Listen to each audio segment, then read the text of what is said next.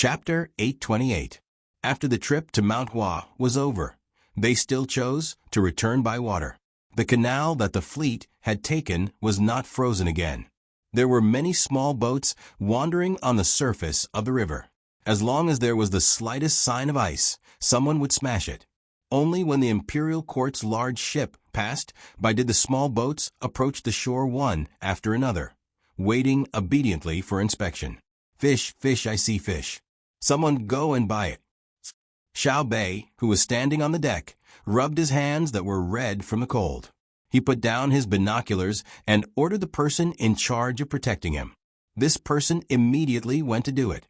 It was not easy for other people to suddenly stop the current emperor's fleet, but Xiao Bei's ship was an exception. Xiao Bei imagined the scene of the big fish being placed on a plate after it was done and praised herself. Xiao Bei is really good to Xiao Yuan. Xiao Yuan loves to eat this the most. And I'll go ask Uncle Emperor. Xiao Bei is a good child. He did as he said.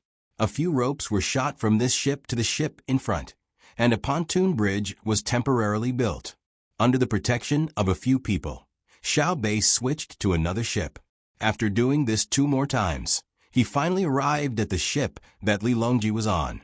Li Longji did not care about the cold outside and was enthusiastically admiring the endless scenery on both sides of the canal with a group of officials.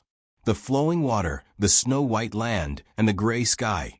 When Li Longji looked at it, he felt that it was so beautiful and enchanting. Even the sparrows that flew around and chirped incessantly were more lively than before. Zhang Shuo, who had been feeling a little uneasy recently, did not stay too far away from Li Longji. He stood 2 steps behind Li Longji and admired the scenery together. However, he could not see anything that was pleasing to the eye. The river that was supposed to be frozen looked so glaring. In the distance, a field of white showed the bleakness of the earth.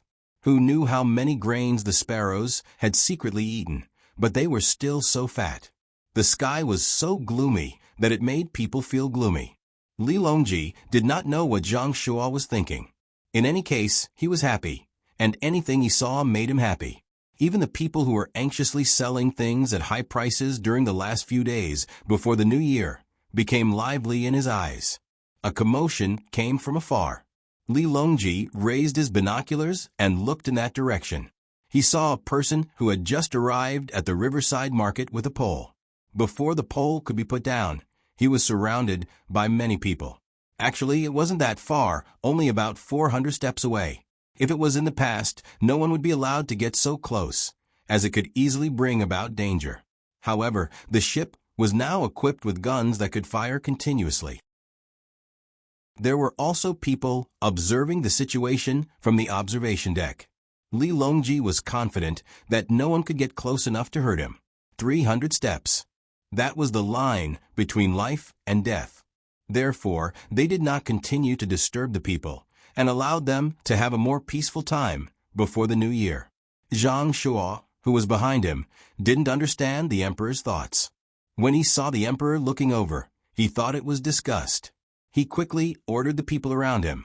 Go, let the guards on the shore disperse those people. Just as the person who received the order was about to carry it out, Li Longji spoke up. Wait a moment. Why is Minister Zhang chasing them away? Mortals disturb the emperor's heart. Your Majesty, this matter cannot be allowed to continue. Otherwise, how will the people know of your Majesty's majesty? Zhang Shuo, who had always felt that he could see through the emperor's thoughts, was puzzled this time.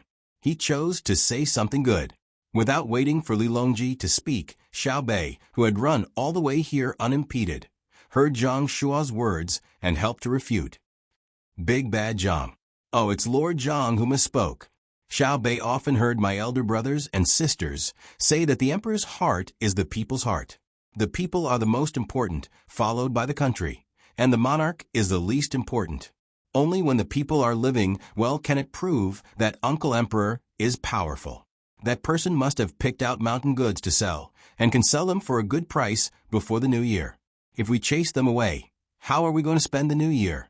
After saying this, Xiao Bei raised her head. She suddenly felt that she was not inferior to Xiao Yuan.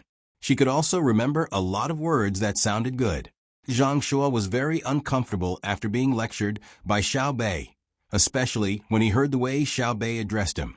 It was impossible to say that Zhang Xiaobao and Wang Wan had nothing to do with this matter. But he also knew that he could not lower himself to the same level as a child. He smiled and patted Xiao Bei's head. Xiao Bei really knows a lot. The market is also convenient for the people's daily business. Of course. If my elder brother says it's possible, then it's definitely possible. Building the bridge is convenient for the people, and there are more taxes. It's a good thing, especially for the merchants who come and go. They have earned enough money, so they should give some to the people. Xiao Bei dodged a few steps to the side. Her hair had been styled for 4 hours, so she couldn't let anyone mess it up. What if Big Bad Zhang stealthily took away the luminous pearl on the hairpin? Zhang Shua did not know what Xiao Bei was thinking. He continued to ask Xiao Bei with a smile, then what if the merchants worked together to deliberately lower the price? That's impossible. Between the clouds and the water and blue sea silver sand have already given the lowest price. If the merchants do not give enough, the sellers will organize themselves to sell to between the clouds and the water and blue sea silver sand. No one is a fool. The merchants will at least give the same price. Xiao Bei seemed to know a lot, so she explained to Zhang Shua. Then wouldn't between the clouds and the water lose money? Zhang Shua asked again. No, since there are people going to eat, we can just add the price to them. Aya, why are you so annoying? You don't stop asking. So what if it's a little wrong? Do you want to continue to be right? Elder brother and elder sister said that this is the rule. When a mistake is made to a certain extent, the new rule will definitely replace the old one. At worst, we can just use a new method. Time after time, it always keeps people on their toes. Xiao Bei answered 2 questions and felt annoyed. She came here with a purpose, not to chat with Zhang Shua. Although Zhang Shua, the prime minister, had an extraordinary position in many people's hearts, that did not include her and her elder brothers and sisters. Zhang Shua was taken aback when he heard Xiao Bei's words. Xiao Bei might not have said it intentionally, but the listener took it seriously. He suddenly realized why he had been feeling uneasy recently. Ultimately, it was because of the position of Prime Minister, the head of the Secretariat.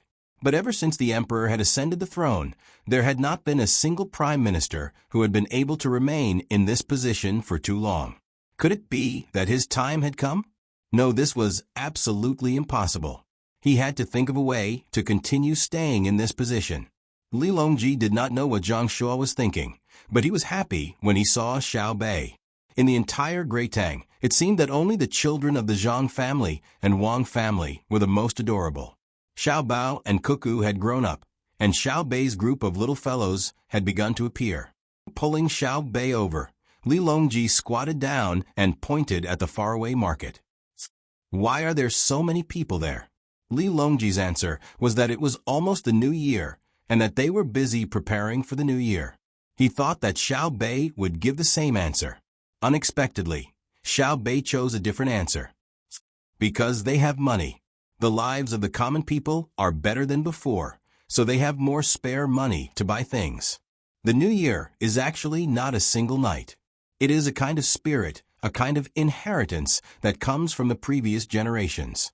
As long as the common people know that they are homesick for the new year, this nation will not be defeated by others. It is very difficult for a nation without an inheritance to accumulate its own history and civilization.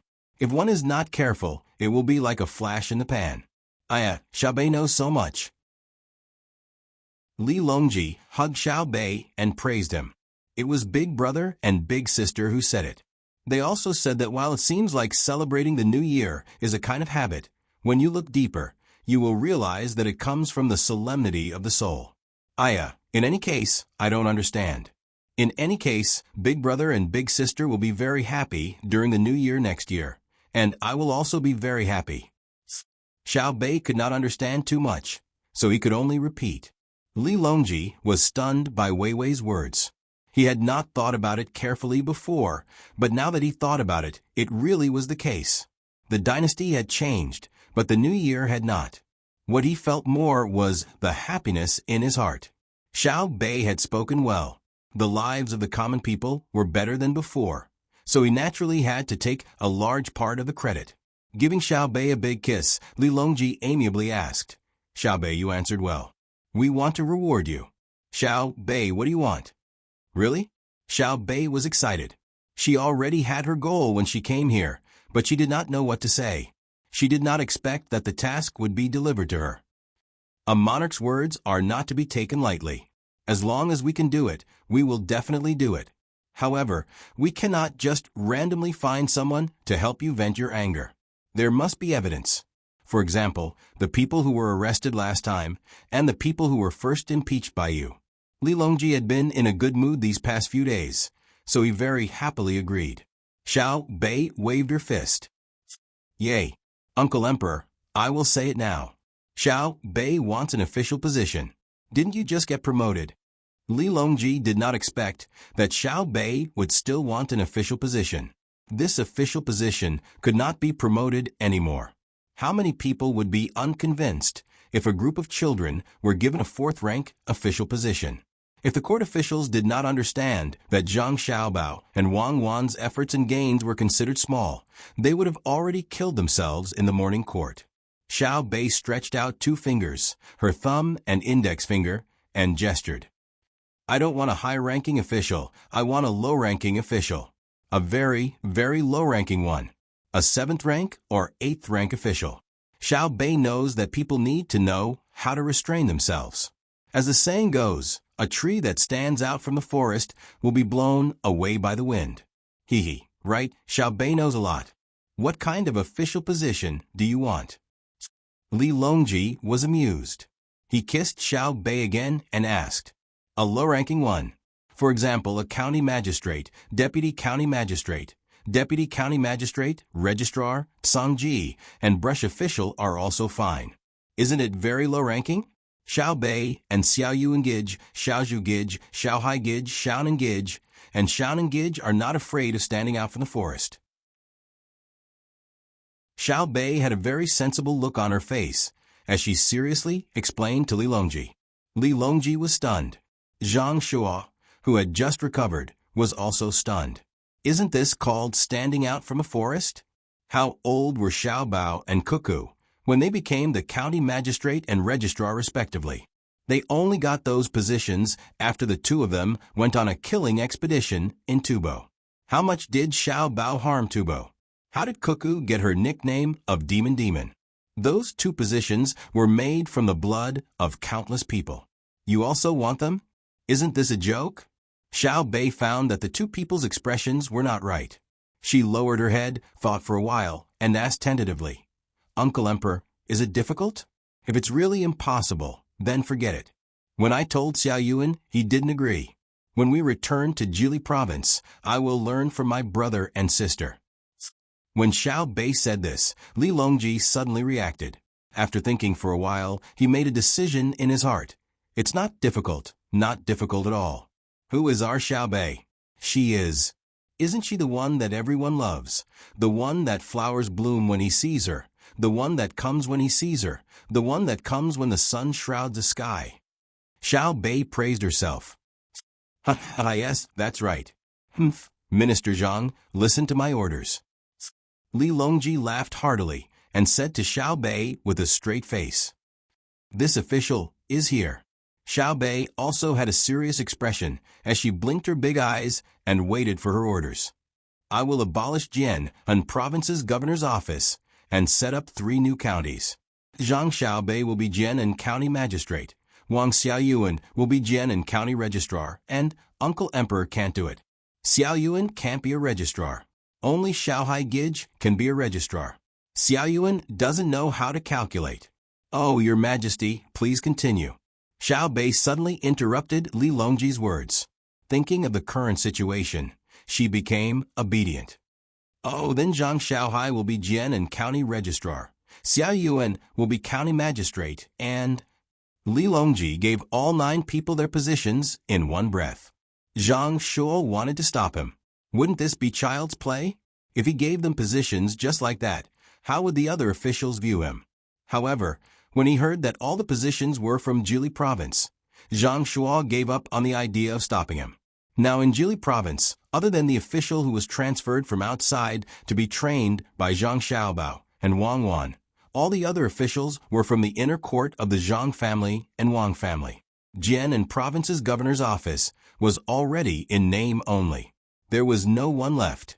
What was the point of keeping it? If it was to be removed, then so be it. Since that was the case, when Xiao Bei and the others became officials, Zhang Xiaobao and Wang Wan would be in charge.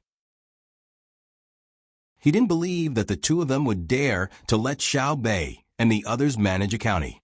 Xiao Bei solemnly promised that she would improve the intelligence of that place.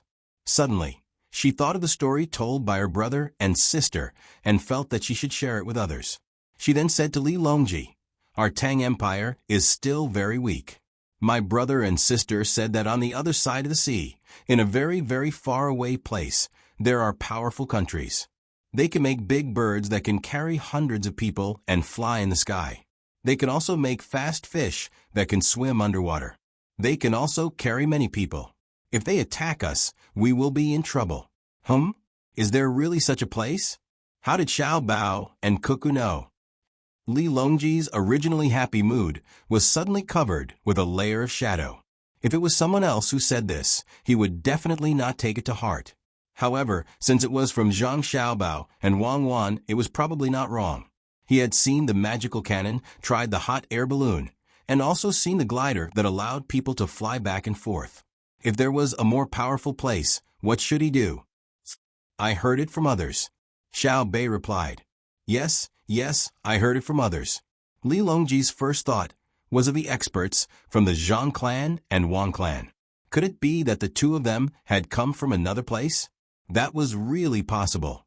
The hot air balloon that carried the two of them had probably broken down, and the two of them were unable to return. If that was really the case, then the two of them had been able to teach people like Xiao Bao and Cuckoo and create many things that had never been seen before. How many people like the two of them were there in that place? And how long had it taken them to develop? When he thought of this, Li Longji's blood immediately turned cold. He was afraid that even more people would come from that place. Would the great Tang be able to deal with them? "Xiao Bei, hurry and call your brother and sister over. We have something to ask them." Li Longji wanted to confirm if what Xiao Bei had said was true.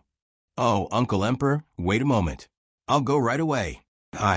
Uncle Emperor, can't you just send a signal? I'm also very tired from running back and forth," Xiao Bei replied. He turned around and ran 2 steps before suddenly stopping in his tracks. He felt that he was very foolish. The signal was sent, and it was quickly received by Zhang Xiaobao and Wang Wan. This telegram is really too difficult to make.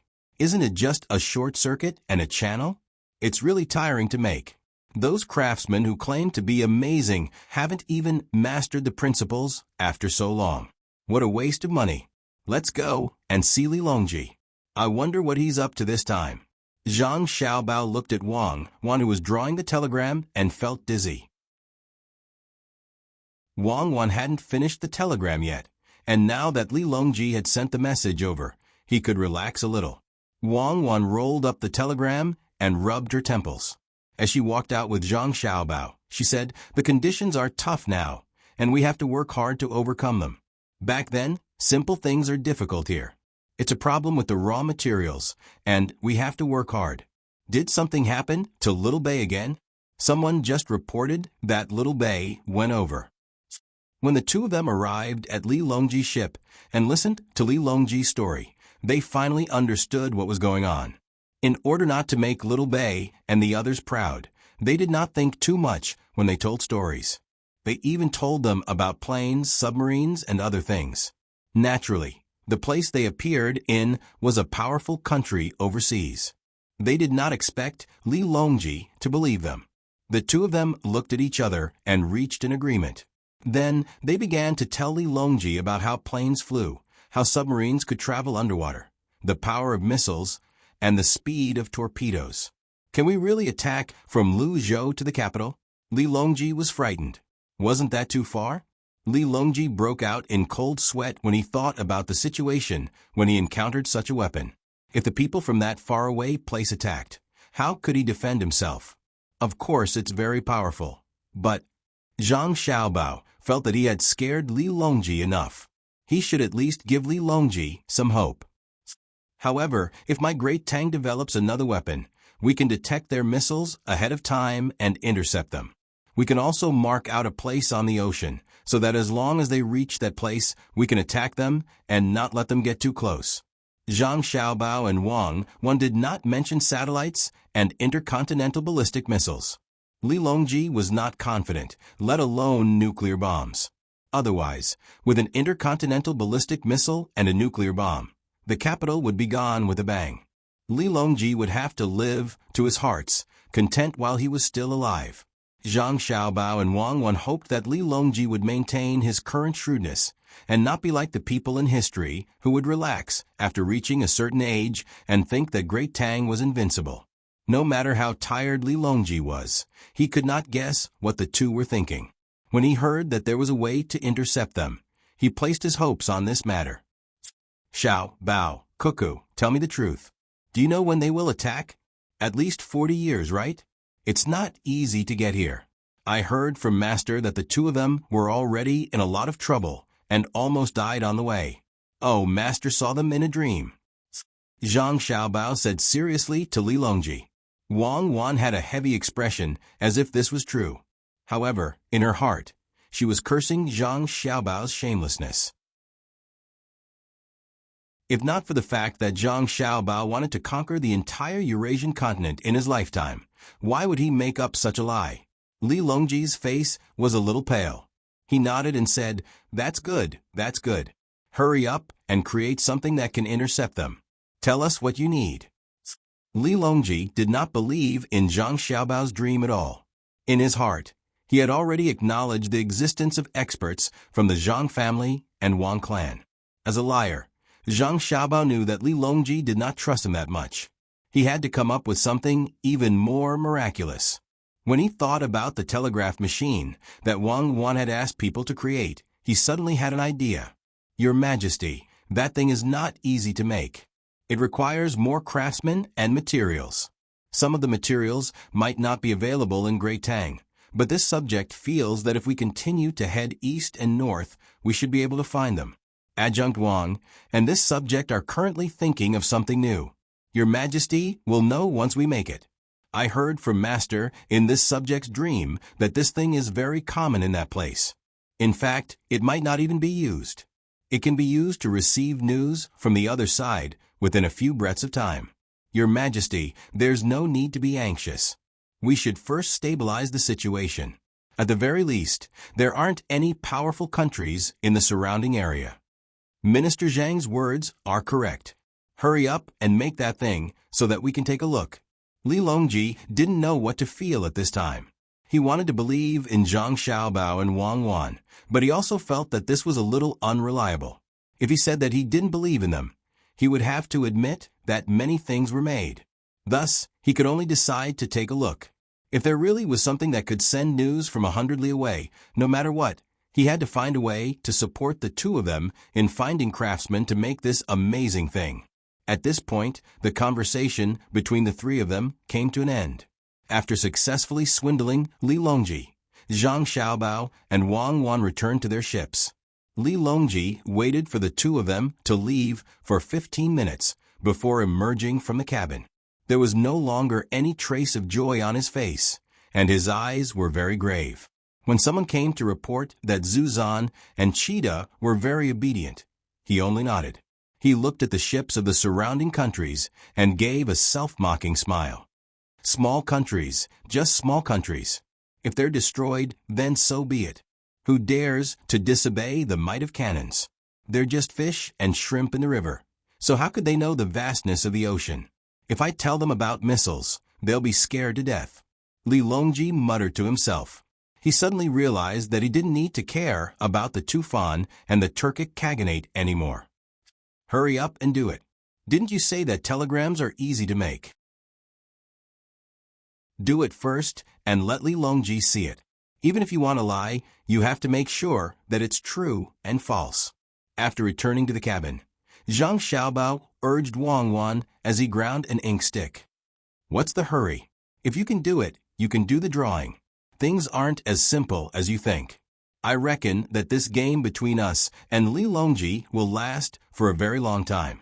As long as we can get the telegram out and make him believe it, we can gradually raise the foundation of the entire industrial system. He will be constantly afraid of us. It's really not easy. What if there's a gap in the technological tree? Wang Wan asked Zhang Xiaobao as she unfolded the drawing once more. She picked up the brush and prepared to continue. Zhang Xiaobao rubbed the brush a few times with all his might, but he didn't find any effect. He slowed down again and replied, "Back when we were making the atomic bomb, our other industrial systems couldn't keep up. But didn't we still manage to make it? It's the same now. Back then, it wasn't that we couldn't keep up. It was those 10 years that caused us to suffer. How many decades do we have in life? How many times do we still have ambitions? Forget it, it's all in the past. It's useless to talk about it anymore. You should think of a way to make a special place. Don't put it in Changning. I always feel that that place is not under our control." Wang Wan's words were filled with endless resentment and regret. After saying this, she changed the topic. Zhang Xiaobao stopped what he was doing. He closed his eyes and thought for a while. He said, "We can't put it in the seaside. Let's put the industrial base in Sanshui County. There are mountains behind it. Throw it in the mountains. When the children in Zhuangzi who have studied physics and chemistry are older and have mastered all the high school knowledge, we can let them join." "That's the only way," Wang Wan replied. She began to think about her telegraph machine again. This thing was not difficult. The principle was there. But when it came to making it, the craftsmen couldn't keep up with it. It was often a very simple problem. If they wanted to understand it thoroughly, they usually needed more knowledge to explain it. After a few days of sailing, Zhang Xiaobao and Wang Wan were busy. Xiao Bei and the others were excited. Li Longji returned to the capital with a lot on his mind. To be honest, Zhu Zan and Mo Jilian had never seen the prosperity of the capital. The information they got from others was far less shocking than seeing it with their own eyes. From the outside, there was not a single trace of brick or stone on the high city walls. It was as flat as a mirror. Pedestrians shuttled back and forth on the wide streets, and carriages kept moving. The trees on the sides of the roads, the gutters used for drainage, and the places where people walked on bricks made people feel that this was a very magical place. The first impression of people who had never been to the Tang Empire's capital was that it was big. It was very big, so big that it was a little scary. They didn't know how many people such a city could hold. The second feeling was wealth. Not a single person was begging on the streets. Everyone was wearing beautiful clothes, especially the women. They were wearing clothes that looked like they would freeze to death in winter, but they were actually so alluring. Mo Jilian really wanted to enter the palace to take a look. He didn't have a chance. He only took a few glances in the morning court. He didn't understand. Previously, when he came to the capital, he couldn't lift the curtains and look outside. At that time, he was sitting in a sealed carriage. Since the other places in the capital were so good, the palace would be even better. But Li Longji didn't give them such an opportunity. At least, he couldn't give it to them now. He needed to let them walk around the capital. After they were shocked enough, he would bring them to Xingqing Palace and let them see what an extraordinary place was. The matter of arranging accommodation for others naturally didn't need Zhang Xiaobao and Wang Wan. The two of them brought their families back to Savant's restaurant. At this time, their families had already arrived. Zhang Zhong knew that his son and daughter-in-law had returned. He personally went to the entrance of the restaurant to welcome them. Seeing his son, who had grown taller, his face was full of smiles. "We're home, we're home." Xiao Bei happily jumped into the arms of Jiang Wang clan and kissed her mother. They hadn't seen each other for a long time. She also missed her mother. She was much more sensible now. "Io, Xiao Bei has grown so big. Auntie won't be able to carry you anymore." Jiang Wang clan hugged Xiao Bei and said happily, "I can carry you." Xiao Bei learned from brother. My body seems to be weightless. Mother, Xiao Bei knows how to cook chives and scrambled eggs. Brother even praised Xiao Bei for it. Xiao Bei hugged Jiang Wang clan's neck and said excitedly. Seeing that her daughter wasn't shy with strangers, Jiang Wang clan carried Xiao Bei upstairs and praised her. Xiao Bei was so happy that her face bloomed like a flower. After everyone had settled down, Zhang Xiaobao and Wang Wan found their father. They gathered together and discussed their positions after the new year. Father, which ministry do you want to be a minister? Zhang Xiaobao poured tea for the two families. He looked at his father and asked, Father, which ministry do you want to be a minister? When Father Zhang heard his son's words, he fell silent. He also didn't know which place was suitable for him. When he was in Luoyang, he didn't encounter the situation that he had mentioned earlier. No one tried to trip him up.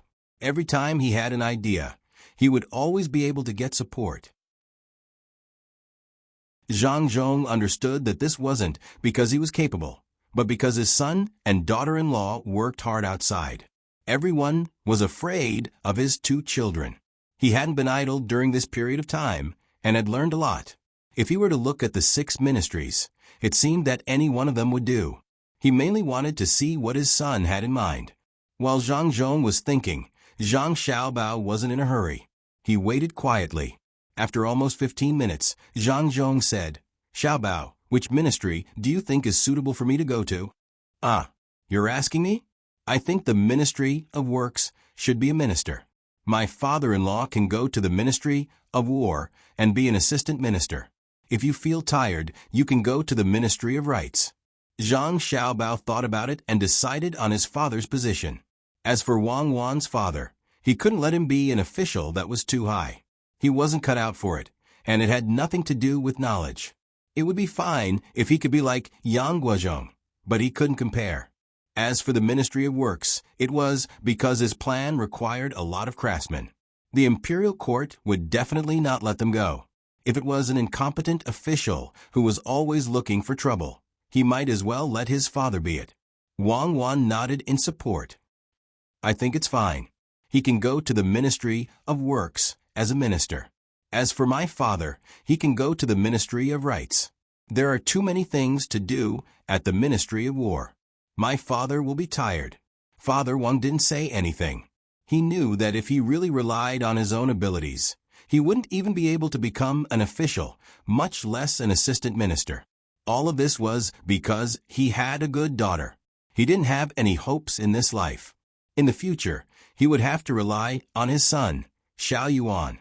He believed that with Xiao Yuan's photographic memory and his daughter's and son-in-law's abilities, he would definitely be able to obtain a very good future.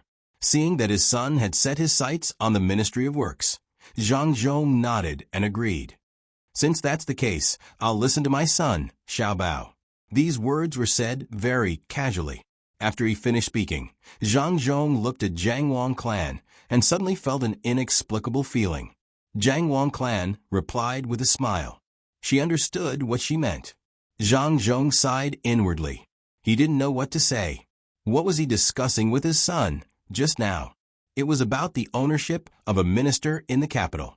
Normally, this kind of problem couldn't be discussed in his own home.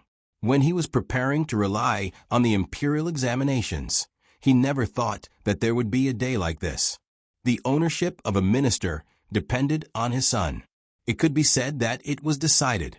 This should be considered bringing honor to the ancestors, right? Looking at the other 9 children sitting obediently beside him, Zhang Zhong felt as if he was in a dream. Not long ago, he would have thought about today's matter. Zhang Xiaobao didn't have any other thoughts. Okay, then it's decided. Father, you haven't eaten yet, right? I'll go and prepare now. As he spoke, Zhang Xiaobao stood up and walked outside. Wang Wan naturally followed. When the two were about to walk out the door, Zhang Xiaobao suddenly shouted, Brother, I want to eat vinegar.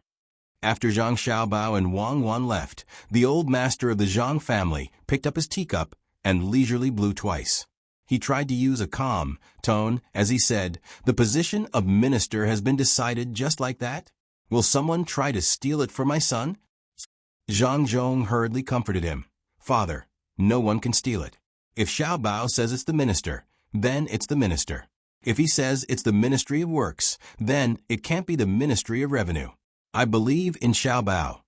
These words happened to be heard by Zhang Xiaobao and Wang Wan, who were not too far away. Wang Wan pursed her lips and smiled. It seems that your status in the family is getting higher and higher. You can decide the position of minister. What's the point of being minister? If you really annoy me, I can even decide the position of emperor. And that, since you already know my ability, you have to listen to me more in the future. You can't refute me. Do you understand? Zhang Xiaobao raised his head and puffed out his chest, trying hard to show a proud appearance. Yes, this concubine understands. Does my husband have anything else to say? Wang Wan knew that she could spend a few more days with her family. In her happiness, she compromised a little to give Zhang Xiaobao some face. Zhang Xiaobao nodded and said, "You're quite obedient. Since that's the case, I'll invade you tonight." "Bah, your face is really big. Do you want to sleep on the floor? I'll stay with my mother today. You can go wherever you want. Isn't that giving you some sunshine? Let's go, what are you waiting for?" Go, we'll go now." "Madam, please calm down. I'll make your favorite cucumber with garlic sauce later." Zhang Xiaobao stopped while he was ahead. It was good to satisfy his craving for food. When Zhang family and Wang family were happy, Empress Wang was also very happy. It was not easy to stay in the palace. She came out and went to Savant's pavilion to see her son and daughter. The two little ones had grown up a lot and could call out mother. They could keep up with the nutrition. In addition, there was a reasonable way to train the babies. Now, the two little ones could already run. They could run, but they did not know how to walk. Once they walked, they would fall. When they ran, they could not stop themselves. If they did, they would fall. Someone had to be in front of them to stop them. When she saw the two little ones, Empress Wang was happy and sad. She was happy because the two little ones were not bad. They were white and chubby. Their little hands were moving and could make several kinds of hand gestures. He was sad that his own children didn't recognize him. He fed Softy something edible and took out toys to play with.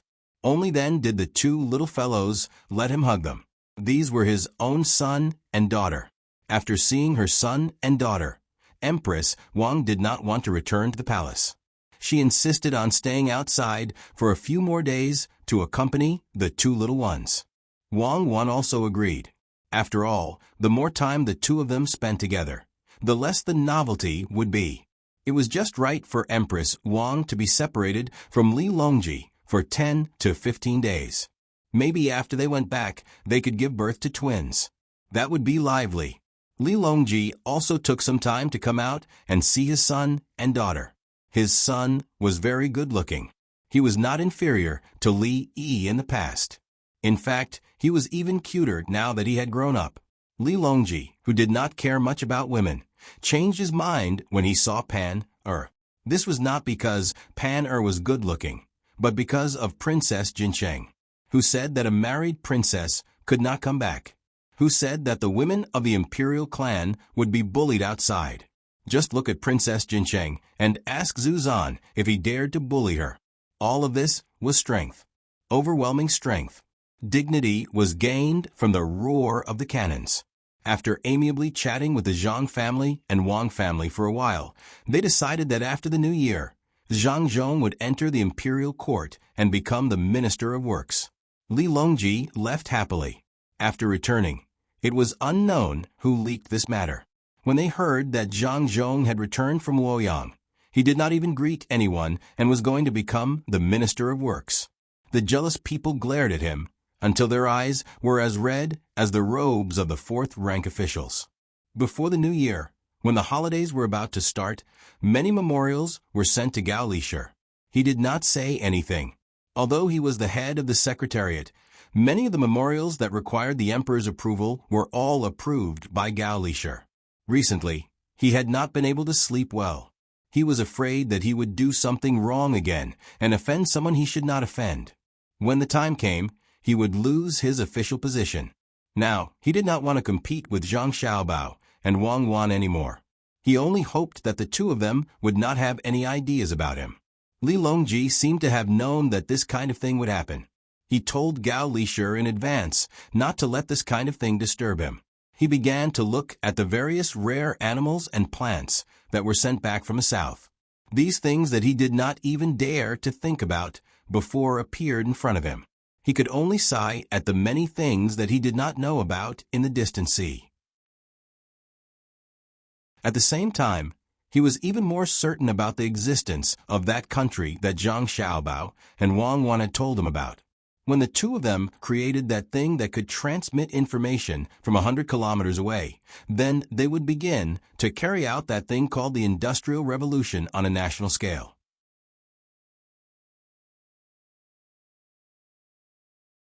Chapter 829. The festive atmosphere started on the 30th and continued to the 15th of the first lunar month. The appearance of the ice lanterns everywhere made the people of the surrounding countries feel the brilliance of the Great Tang once again. More people paid attention to the light bulb, wanting to understand why it lit up, especially Xian Luo and Japan. These two countries were temporarily not under the command of the Great Tang, so they were a little ambitious. What they wanted to know the most was whether this light bulb would be used in war and what it would look like when it was used. Li Longji naturally couldn't tell them. Even if he wanted to tell them, they wouldn't understand. This light bulb was made by the Zhang family and Wang family, and the palace was also using it. However, they only knew how and didn't know why. Zhu Zan asked for a set and returned to his courtyard in the capital. He planned to return to Tubo after the 2nd of February. During this period of time, he could learn more about new things and see which one could be used in Tubo. Princess Jincheng still helped to inquire about information, but instead of looking for the enemy of the Zhang family and Wang family, she changed to looking for something good to help Tubo. The first thing she found was a washing machine. There was also a small river that didn't flow too fast in Zhu Zan's courtyard. It was a place for entertainment. After putting it up and seeing that it couldn't move, she found Zhang Xiaobao and changed it to a wind-powered one with the help of the craftsman. Ignoring the cold weather, she poured water for the washing machine in the courtyard and threw the clothes in. Then, she added the washing powder provided by the Zhang family and Wang family and watched the washing machine spin. Zhu Zan looked at the washing machine curiously and then looked at the light bulb. Aren't these the same thing? They are both blown by the wind. Why can one light up to replace candles and the other can wash clothes? How would Princess Jincheng know? Hearing Zhu Zan's words, she shook her head and said, "Zanpu, this should be the benefits of the industrial system that Xiao Bao and Cuckoo mentioned. Now, it can only be used by the rich and powerful. Where there is still a need for wind or rivers, in a few years, ordinary people will be able to use it too. Yes, just like that marsh gas, the people of the Great Tang will be more and more comfortable in the future." Zhu Zan sighed. Right now, he no longer cared about anything else. He only hoped that after Tubo joined the Great Tang, the people of Tubo would be able to receive the same benefits as the people of the Great Tang. His original ambition had been completely crushed by reality. Princess Jincheng didn't know what Zhu Zanqi was thinking. Seeing so many good things, she said to Zhu Zanqi with a worried expression, "Zanpu, does Tubo still want to be enemies with Great Tang? I wonder how the Turks are doing. Commissioner K isn't someone who gives up so easily. So what if he doesn't? Could he withstand the bombardment of the Great Tang's artillery? Could he stop the hot air balloons and gliders in the sky? Those two things flying in the sky can throw cannonball-like things down. They are the grenades, the weapons that blew up many of our Tubo people." Zhu Zanqi seemed to want to stand on the side of the Great Tang. It also seemed like he wanted to find a reason for his compromise. If the Turks dared to not agree to Li Longji's request and started a war with the Great Tang, he would be able to comfort himself. It wasn't that he wasn't capable, it was that the Great Tang was too powerful. He couldn't return to the capital yet, but Tuyu also thought the same.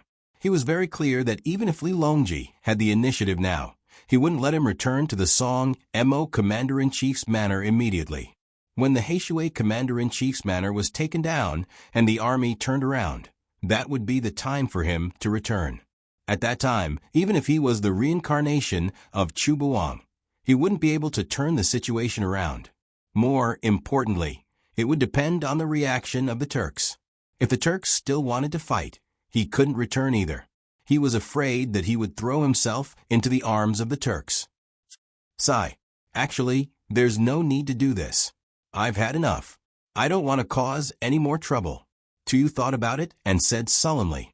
After the new year, Zhang Zhong unquestionably entered the Ministry of Works and took up the position of Minister of Shangshu. It turned out that the other people in the Ministry of Works didn't move. Some of these people didn't have any achievements. No matter what, they wouldn't be able to become Minister of Shangshu. Whoever was willing to take up the position would take it.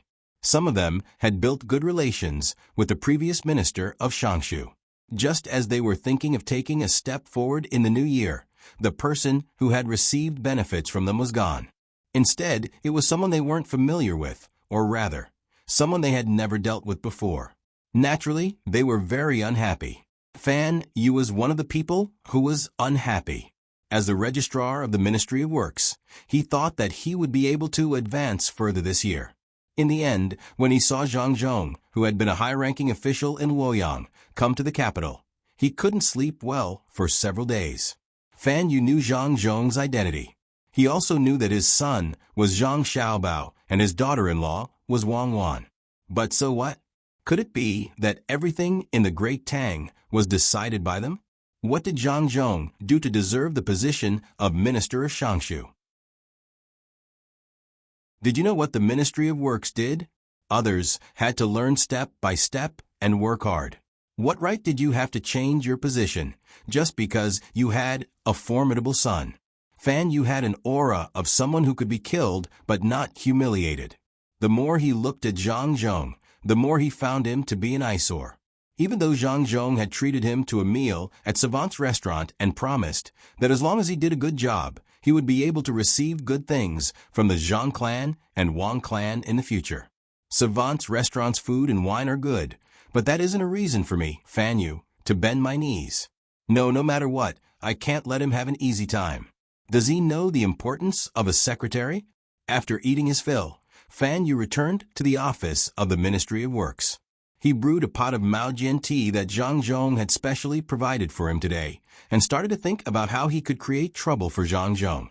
The secretary was naturally in charge of a part of the account books. There were records of the finances of the Ministry of Works, as well as the inventory and consumption of various items. Thus, Fan Yu set her sights on this. When the time came, Zhang Zhong wouldn't be able to know exactly how much money the Ministry of Works had left. He wouldn't know how many items they had in stock. Fan Yu dug out the accounts one by one and started messing them up. Of course, he had marked down all the areas that he messed up so that he wouldn't be confused when he needed the real data. In the end, when Zhang Zhong was checking on the various matters in various places in the afternoon, he was confused by a few accounts. Whenever he asked, Fan Yu would push all the blame to the previous one, saying that this was what she had done in the past and that it had been passed. That's not right.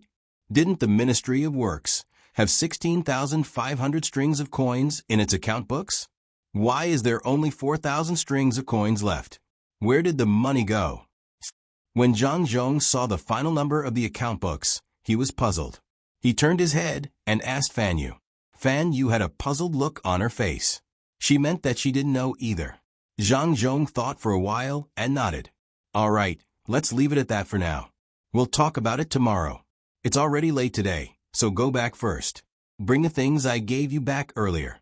In the future, when the Ministry of Works produces better products, there will be other benefits too. Fan Yu replied and didn't say anything else. She packed up and left with the things Zhang Zhong gave her. A person's heart is never satisfied. Zhang Zhong put down the account books and sighed. He understood everything. Originally, he wanted to get along well with his subordinates and help his son build up the industrial system bit by bit. He didn't want to start dealing with people right away. But in the end, things turned out like this.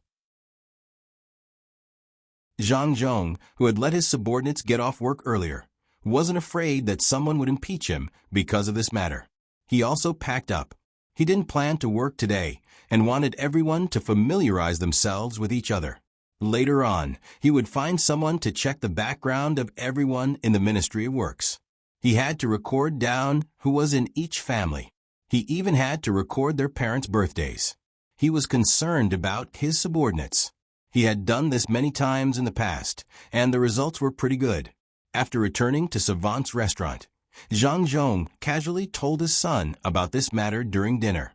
He didn't need his son to help him deal with a registrar official. He could do it himself. It wasn't like he hadn't done it before. The reason why Zhang Xiaobao hadn't returned to Jili province yet was because he was worried that his father's position wouldn't be good. He was afraid that his father's heart would soften. He wanted to wait for his father to settle the matters in the Ministry of Works before leaving. He estimated that it would take about half a month. When he heard his father talking about Fan Yu, he nodded and didn't say anything. She was just a small character, so there was no need to care too much about her. It would be easy for his father to deal with her. At night, he casually chatted with his family for a while before returning to his room to sleep. Who knew that the next morning, right after Zhang Zhong left, Xiao Bei and her team followed him out. Her angry expression made those who knew her know that someone was going to be unlucky. "Brother, when the time comes, you have to take a good look at the account books and find out what's wrong so that I can teach him a lesson. He actually dared to play tricks on my father and bully the Zhang family?" On the way to the Ministry of Works, Xiao Bei's eyes widened as she discussed with Xiao Hai. Xiao Hai nodded. For the past half a year, he was the one who did most of the accounts. Now, he could still do the accounts that weren't too complicated and didn't make any mistakes. If he couldn't do it, he would ask his brother and sister. With the difficulty of the accounts that his brother and sister were doing, it shouldn't be difficult to deal with the accounts of the Ministry of Works. Xiao Yuan and the others were also very excited. They could finally open for business again. It wasn't easy to meet one during normal times. They didn't expect that they would be able to continuously have business before and after the new year. Zhang Zhong still didn't know that his son and nephew had come to help. He smoothly entered the Ministry of Works. The gatekeepers also got some benefits and didn't make things difficult for him like Fan Yu. He didn't dare to do anything like Fan Yu. Right after Zhang Zhong entered, Xiao Bei and the others arrived. They got off the carriage and walked straight in. The 100 children formed a team of guards and stood in a square formation to protect them. The gatekeepers of the Ministry of Works really didn't know who Xiao Bei was. If it was the guards of Xingqing Palace, they definitely wouldn't stop them. Instead, they would quickly go in and report to the emperor. Xiao Bei was now able to walk freely in the palace. He could go anywhere. Whose child is this? Where are the adults? This is an important place in the Ministry of Works. You can't enter. The gatekeepers blocked Xiao Bei and tried to persuade him. Xiao Bei didn't bully them. He took out a token and waved it in front of the gatekeepers. "I'm Zhang Xiaobei. My brother is Zhang Xiaobao. Today, I'm here to find trouble with the Secretary of the Ministry of Works, Fan Yu. If you're not with him, then move aside. If you're with him, so it's Lord Zhang. Please come in. Do you need me to help report your arrival?" The gatekeepers finally knew what the legendary Xiao Bei looked like. He quickly moved aside. He didn't believe that anyone would dare to impersonate Xiao Bei. Moreover, the 9 children were all here. That kind of aura of being pampered was not something that an ordinary person could fake. In addition, there were also 100 guards.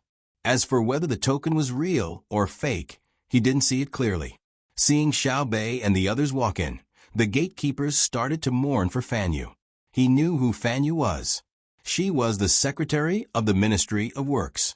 It seemed that she was looking for trouble with the newcomer, Zhang Zhong. He already said that the old man had come out after beating the young one. Now that the old man hadn't done anything, the young one had already rushed forward. Zhang Zhong didn't directly look for Fan Yu. He planned to arrange his work for today first. He first went to his office and waited for the morning assembly. The sky was about to brighten. He needed to stay in his office to keep warm so that he wouldn't catch a cold. Fan, you naturally didn't have the qualifications to attend the assembly. She was a fifth-rank official, so she came a little late. She just arrived a little later than Zhang Zhong. She had already prepared her speech and was just waiting for Zhang Zhong to come and find trouble. In the end, Zhang Zhong didn't come. Instead, it was Xiao Bei and the others who got lost and only found the place after a long time. When Xiao Bei and the others entered the room, everyone who was working in the room stopped what they were doing and looked at the group of children in confusion. Where did this group of children come from? Who is Fan Yu? You're the secretary of the Ministry of Works? Xiao Bei looked around and asked, "Who are you?" Fan Yu frowned and asked in return when she saw that someone was asking her by name. Xiao Bei looked at the person who spoke. "It seems that you are the secretary. Left and right, where are you? Take her down." Understood. As Xiao Bei's voice fell, a chorus of voices rang out from outside. Then, over 20 children rushed in. Under Xiao Bei's instructions, they ran toward Fan Yu, and before Fan Yu could figure out what was going on, she was already on the ground. She was handcuffed and pressed down on him. He tried a few times and was finally pinned down. While the others were puzzled and didn't know how to react, Xiao Bei clasped his hands behind his back and slowly said, "This official is a physician and only knows about the matters of the Supreme Court. This official suspects that Fan Yu is bullying his superiors and tampering with the accounts. Does anyone have anything to say?" The moment Xiao Bei mentioned his official position, the people from the Ministry of Works immediately knew who he was. Why was this legendary little ancestor here? And he even captured Fan Yu? It was over. They didn't know how Fan Yu had offended someone and offended them. Not to mention that they had evidence, even if they didn't say anything, who in the Ministry of Works didn't give them some benefits. They didn't even investigate. Everyone knew that. Moreover, those benefits weren't worth much. If they really investigated, it wouldn't be worth it. Even the emperor wouldn't care. It would just be a smile. But today, Fan Yu was being targeted by Zhang Xiaobei. This wasn't the case. Everything must be investigated and strictly investigated. From the looks of it, who did he offend? Oh, so that was the case. Fan Yu had offended Minister Zhang. Fan Yu was still not convinced and continued to struggle. "You said that I did, and I did? What evidence do you have? Even if I did, you can't arrest me. There needs to be a joint trial." "Che, are you bullying me because I don't know? There needs to be a joint trial. If I arrest you, can't the Supreme Court arrest you? Today, I'll give you a joint trial. You don't usually have the chance to attend court, right? I'll give you a chance. Take him away. I'll go and talk to Uncle Emperor. My father has just arrived and someone wants to bully him. How can I let this go?" With Xiao Bei's words, Fan Yu was forced to Hanyuan Palace Hall by Xiao Bei and the others without anyone interceding. At this time, the morning court session had already started. All the officials of the fifth rank and above had come here to stand in line. Zhang Zhong also stood slightly at the front, waiting for the discussion. After the morning court session, he probably had to meet with the emperor for a small meeting. Li Longji rushed over in his carriage. Just as he sat down and before he could say anything, he saw over 100 people rushing in. There was even a person being carried. When he took a closer look, it was actually a child. He recognized the person in the lead, Zhang Xiaobei. Because of Xiao Bei's appearance, Li Longji could no longer keep a straight face. He didn't know what was wrong with Xiao Bei. This was the first time that he came at such a time. He coughed and asked, "Official Zhang, why did you come to court today?" All the officials turned their heads to look. When they heard the emperor's words and saw the angry Xiao Bei, they wanted to laugh, but held it in. Zhang Zhong also saw his daughter and saw Fan Yu being carried by people. He immediately understood what had happened. His daughter must have remembered what he said during dinner yesterday and went to find trouble with Fan Yu in the morning. Helplessly shaking his head, Zhang Zhong shouted at Xiao Bei, "Xiao Bei, what are you doing? Why aren't you withdrawing?" Xiao Bei didn't care about what his father said. He raised his head and said to Zhang Zhong, "Minister Zhang, this official is the imperial censor and also the High Commissioner of the Supreme Court. I have the responsibility to supervise all the officials. I hope that Minister Zhang will not overstep his authority." After speaking to his father, Xiaobei didn't look at his father's glare and turned to Li Longji. "Your Majesty, this official has just found out that the registrar of the Ministry of Works, Fan Yu, is acting improperly and the accounts are unclear. This official requests for a joint investigation." The officials were stunned. They didn't expect that Xiaobei would directly arrest Fan Yu and bring her to the palace hall. From the meaning of his words, it seemed that Fan Yu had offended Zhang Zhong. Many people looked at Zhang Zhong. It would be a lie if they said that they weren't jealous. Look at his children. Their father didn't even need to do anything himself, and a bunch of brats would do it for him. Li Longji was stunned for a moment. After pondering for a moment, he immediately understood. This registrar of the Ministry of Works, called Fan Yu, saw that Zhang Zhong was young and was new to the Ministry of Works. She wanted to find trouble for him. Zhang Zhong should have mentioned this to Xiao Bao when he went back. In the end, Xiao Bei heard it and chased after her to arrest her. Li Longji looked at Fan Yu from afar. If Xiao Bei hadn't caught her, he wouldn't have known who Fan Yu was. Seeing that Fan Yu was still struggling, Li Longji's expression sank. Without a good industrial system, there wouldn't be good weapons. Without good weapons, there wouldn't be any way to intercept a missile. What was Fan Yu trying to do? Recommended book, Tai Sui Rebirth.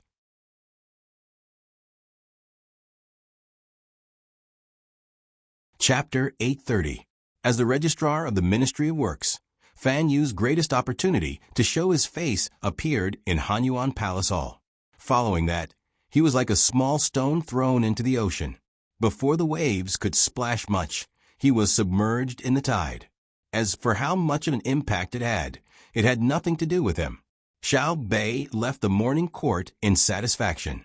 She did not participate in any of the court affairs. She wanted to return to Savant's restaurant as soon as possible and find her brother and sister for help. In the court, she had always addressed her father as Minister Zhang. To her, there was nothing more terrifying than this in the world. The sky was falling. She had to conduct a public relations crisis after the morning court ended. The situation was very grim. The morning court in Hanyuan Palace Hall continued as usual. Zhang Zhong was not in the mood to think about how to deal with his daughter. He wanted to let more people agree with his proposal to change the Ministry of Works. When Li Longji finished dealing with the several memorials presented, the first to speak was Zhang Zhong. He held a piece of paper in his hand and read them out one by one. In the end, he requested for the country's finance to allocate funds. For million strings of cash. Li Longji was shocked by Zhang Zhong's words. The country's financial income had increased in the past 2 years. Compared to the past, it could be said to be a world of difference. However, to take out 4 million strings of cash at once for one of the 6 ministries seemed to be a little too much. Zhang Zhong also knew that he had opened his mouth too wide. He quickly explained, "Your Majesty, the 4 million strings of cash that I mentioned is a one-time solution. In the future, Your Majesty does not need to take out a single copper coin for the Ministry of Works to be self-reliant. In 2 years, we will definitely be able to recover the money invested. Your Majesty, I feel that this cannot be done." Just as Zhang Zhong finished speaking, Zhang Shua jumped out and directly objected. All the officials focused their gazes on Zhang Zhong.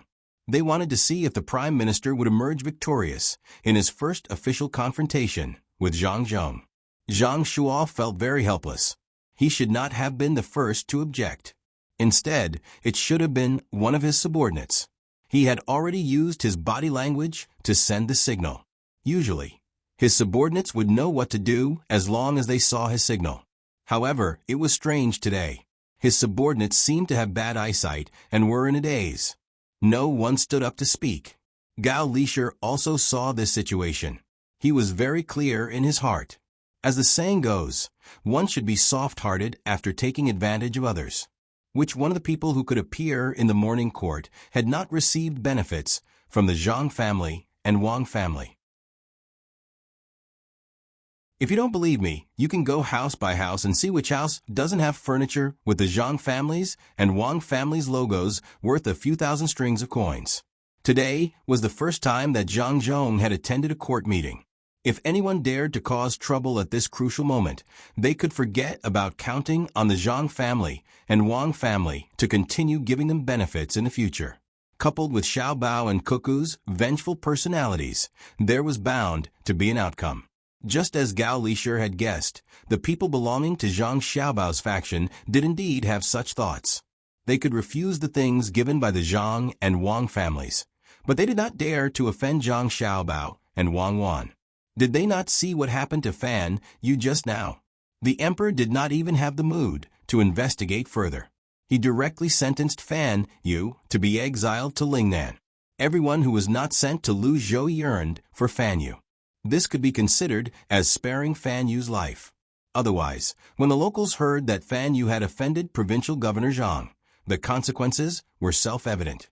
Li Longji did not say anything. He was waiting for Zhang Shuo to say something. He could not just object because he wanted to. He needed a reason. After Zhang Shuo finished his objection, he was actually waiting for his people to stand out and agree with him. In the end, all he got was silence. Suppressing the anger in his heart, he continued, "Your Majesty, 4,000,000 strings of coins is not a small amount.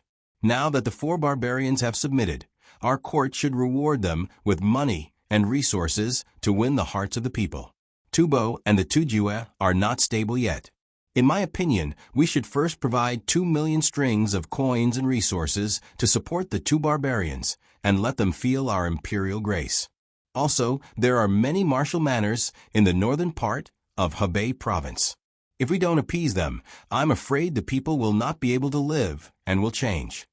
When the officials in the court heard Zhang Shuo's words, some of them agreed in their hearts. However, they only agreed in their hearts and did not show it on their faces. Li Longji still did not say anything. He looked at Zhang Zhong and waited for Zhang Zhong to refute. Those who knew Li Longji understood at this moment that the emperor did not seem to agree with Zhang Shuo's words. However, they did not know the specific reason. They did not know, but Gao Lishir knew very well that the emperor's thoughts were no longer the same as before. Ever since he knew that there were more powerful people far away in the sea, he no longer cared about the things around him. This was especially true after seeing the spectacular scene of cannons firing at Mount Hua. Why would he care about the troubles around him? He would beat up whoever refused to comply until they submitted. Not to mention 2,000,000 strings of coins. He would not even give them 20,000 strings of coins. Zhang Zhong was also observing the reactions of the officials to see who was on his side and who was on his opposite side. He was quite satisfied with the current result. It was like this when he was in Luoyang. When he proposed something, no one objected. Even if they had different opinions, they would privately discuss it with him. Zhang Zhong also knew that the current great Tang was not afraid of war. His military factory in Luzhou was constantly producing weapons, and its strength was far above the surrounding countries. However, Zhang Zhong could not say it out loud. He chose another point. "Your Majesty, this subject agrees with Lord Zhang's idea of helping the Tufan and the Turkic Khaganate. However, it is better to teach people to fish than to give them a fish. What the Ministry of Works needs to do is to research all kinds of good tools. According to this subject's plan, there will be more good tools in a year's time. At that time, we will give them to the people in other parts of the dynasty to use. Your Majesty, what will we do when the Ministry of Works develops the tools in a year's time? How will the people live this year?" Zhang Shuo continued to object. "If Great Tang does not give out the tools this year, will the people in other places not be able to live? Naturally, they will live as they have in the past year." At this moment, the person who stood up to speak was Li Linfu, a person Zhang Xiaobao and Wang Wan wanted to scheme against. At this moment, Li Linfu did not know that someone wanted to deal with him, and he did not know that the reason was because they thought that he would one day stand on that position. He felt that he should help Zhang Zhong. Recently, his family's life had been much better, and it was all because of the benefits given by the Zhang family and the Wang family. In addition, Zhang Xiaobao and Wang Wan were still young, and their futures were limitless. He had to choose a side as soon as possible. Zhang Shua turned his head and glanced at Li Linfu, remembering him. He turned back and continued, "Your Majesty, it is different now. The 4 barbarians have just submitted. If we do not give them benefits, this subject is afraid that they will be resentful and start a rebellion. Your Majesty, this subject thinks that Minister Zhang's Ministry of Works plan is feasible, in my opinion." Another person stood up to support Zhang Zhong. Zhang Shua kept refuting, waiting for people to stand up to support Zhang Zhong one after another. When Zhang Shua saw that his people were still indifferent, he was finally discouraged. After the morning court session ended, Zhang Zhong happily returned to the Ministry of Works to do some work. He received 4 million strings of coins, but not all at once. According to his plan, it was divided into 3 phases. The first phase only required 800,000 strings of coins, and he received 1 million strings of coins. After the second phase, he could go to the Ministry of Revenue to ask for more money. Zhang Shua's face was gloomy. He had failed in the confrontation in the court. It was not that he had not failed before, but this time was different. The previous failure was the emperor's final decision, but today's failure was the pressure of the court officials. No one on his side said anything. Was it because they were scared by Fan Yushi? What worried him the most was the emperor's attitude. Although he did not favor any side today, it was still a kind of bias, especially his attitude towards dealing with Fan Yushi before the court session. Zhang Xiaobei had 9 children and caught a registrar of the Ministry of Works. Did he really not ask clearly before convicting him? What happened in the morning court quickly spread to Zhang Xiaobao's ears. Hearing that his father had suppressed Zhang Shuo in the first confrontation, Zhang Xiaobao did not plan to stay in the capital any longer. The plan was made by his father himself, and the matters in the court were also settled by his father himself. He did not need others to continue watching. When it was time to leave, he would leave. He was ready to go back and wait for the people he sent out to bring back good news. When he knew that his brother had decided to leave, Xiaobei was relieved. It seemed that he could leave today and did not need to worry about his father coming back to find trouble. After the excitement, Xiaobei was a little reluctant. Leaving the capital meant parting with his parents. His brother had said that he had to stay in Jili province for at least a year before he had the opportunity to be an official in the capital. He had to continue waiting for the family reunion. In the afternoon, Zhang Xiaobao and Wang Wan bid farewell to the elders in their family and led the huge group to Jili province. This time, they did not take the waterway. The Yellow River was already frozen, and Zhang Xiaobao did not plan to spend so much money to blast open the river. The losses outweighed the gains, so he chose to take the land route along the river. Now, there were wide roads on both sides of the Yellow River, and there were countless merchants and pedestrians coming and going. The wheels of the carriage made creaking noises as it moved on the snow that was scattered with sand. After 2 days of continuous travel, Xiaobei was finally unwilling to follow the large group of people and slowly move about. He suggested that he should go ahead first. Zhang Xiaobao naturally wouldn't object and let the children do as they please. As soon as he left the group, Xiaobei was like a runaway wild horse. He organized an impromptu meeting with the other 8 people. The main content of the meeting was to continue to carry forward the style of the Children's Protection Team that was not afraid of hardship and fatigue. They had to deeply understand the main spirit of the Children's Protection Team and better reflect the intelligence of the Imperial Censorate. They had to live up to the Emperor's trust and live up to the people of the world. In the meeting, Group member Zhang Xiaobei was the first to speak. He praised the previous operation and felt that the Children's Protection Team was an outstanding group. They were a strong group that would not be defeated in the face of any difficulties. However, they also found a problem in the previous operation. That was, Group member Zhang Xiaohai did not check the accounts early enough, resulting in insufficient evidence in the Hanyuan Palace.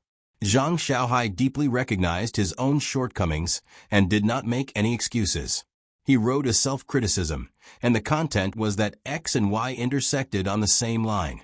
At the same time, he also criticized the members of the Wang Xiaoyuan regiment for not being good at their job, for not properly listing out the crimes that Fan Yu had committed in the imperial court. The member of the Wang Xiaoyuan regiment softly admitted his mistake. He said, cold against summer, day against year. Qifu against swing. Dan Shan against clear water. Light rain against Tanyan. Finally, group member Zhang Xiaobei gave a concluding speech. She had new expectations for the future of the Children's Protection Team.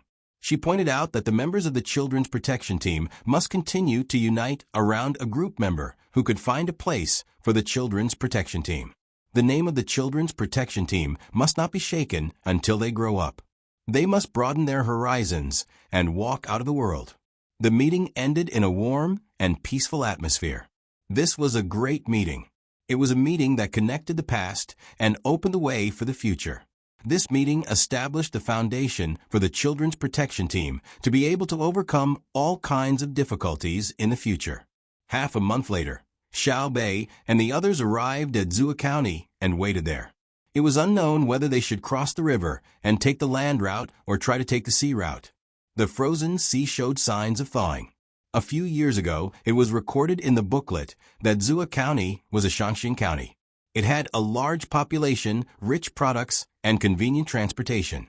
Xiao Bei planned to rest here for a few days and train 100 guards at the same time. However, when the group entered the borders of Zhua County, Xiao Bei and the others, who already knew that it was a Shaanxi county, were still shocked by how prosperous Zhua County was. In front of them was a wide road that could allow 6 carriages to pass at the same time. Countless sheds were built in the fields on both sides of the road, covered with straw. As it was close to evening, wisps of smoke rose from the sheds, and countless people were busy working. Further ahead, there was a murmuring river or floating ice. There was a stone bridge connecting the shore. Outside the bridge, the water was channeled into a canal and slowly poured into a pond. As the sun set, the water sparkled. Small boats were propped up on the canal, making clanging sounds. Everyone worked together and shouted nonstop. When the net in the pond was raised, fat fish struggled and jumped. Further ahead, there were no catchers in the pond. They were dressed in leather and went back and forth into the water. They plucked lotus roots and threw them to the shore. There were children carrying school bags and picking them up. They piled up into a mountain and laughed nonstop. Aya, who's the county magistrate of Zhua County. He's quite capable. The road is wide enough and flat enough. There should be a Kong in the shed with chives planted inside. This place draws water to raise fish and plants lotus roots. The combination is quite reasonable. If you work harder, you can catch up to half a brother and sister. Xiao Bei praised when she saw this scene. She commanded the group to continue forward. Zhua County had piqued her interest. She wanted to see what would happen after they entered the county. The group increased their speed. When the sky turned dark, they arrived outside Zhua County. What they saw was actually a city wall that was about 1 zhang tall. It's really not easy. I see a light over there. Let's go around it. Xiao Bei ordered again. After the group went around the place, everyone could clearly see that there were many houses here. They were placed next to each other, and the light was from small flames spurting out from pipes. Xiao Bei and the others recognized that this was the effect of burning marsh gas. It seemed that the marsh gas here was used quite well. When they wanted to take another step forward, the group was stopped by someone. Standing outside the fence, they could faintly hear the grunting of pigs and the crowing of chickens coming from inside. Xiao Bei nodded. This should be a planned breeding area. She asked someone to explain to the other party. Then, she turned around and entered the city through the city gate. The lanterns of the shops on both sides of the streets flickered. With the help of the light, they could see that there was a canal built with cement on each side of the road. It should be used to drain water. In between the canal and the shops, there was also a sidewalk built with cement bricks. The shortest shop was 2 stories tall. Every time they reached an intersection, there would be a few 3-story buildings standing there. In other places, there would be very few pedestrians at night. However, there was actually an endless stream of people coming and going here. They would either go to the nearby shops to eat or gather in a spacious area to hum a tune. A group of children walked past in a row, reciting the Analects of Confucius. They went straight to a stall that was set up outside. Each of them took out a few new coins and threw them into the money box before starting to eat. The smell of pepper oil wafted over. Xiao Bei sniffed and rubbed his stomach. "I'm hungry. Let's go and eat. It's my treat." When they walked to the front, they saw that there were a few metal boxes on the stall. Each box was filled with different food. There were tofu, tofu skin, dried tofu, fish balls, crab balls, shrimp balls, bean sprouts, cabbage sausages, and so on. There were many types of food. Xiao Bei and the others were no stranger to such things. At first, it was their older brother who made them for them. Later, it was spread to various places. Line up in 10 rows. Xiao Bei took out a piece of paper from her bag and shouted to the 100 guards. Whoosh! 10 rows stood out in an instant. Everyone in the lead had a corresponding metal box in front of them. Then they picked up a string of notes and passed them to the back. Xiao Bei slapped the notes into the money box and said to the stall owner, "Put the money here. Later, count the sticks and count them as meat. In the future, remember to use different sticks to distinguish between meat and vegetables. Otherwise, when there are many people, you won't be able to do anything if you keep staring at others." After speaking to the stall owner, Xiao Bei started to eat. The price of meat was double that of vegetables. She didn't have the time to care about this. The stall owner was stunned. He took out the note from the box and was shocked. It was a $500 note. He looked at Xiao Bei and the others and knew that he had met the children of a rich family. He smiled and continued to put food into the metal box. Xiao Bei, who was eating freely, didn't care if the food was hygienic or not. After all, it was fine after it was boiled in boiling water. When she was half full, Xiao Bei remembered something very important. She looked up and asked the stall owner, "Who is the county magistrate of this county?" "It's County Magistrate Yan." The stall owner didn't want to tell a child, but he felt that her status was different, so he said it. "Oh." Xiao Bei nodded and asked, "Did he embezzle money?"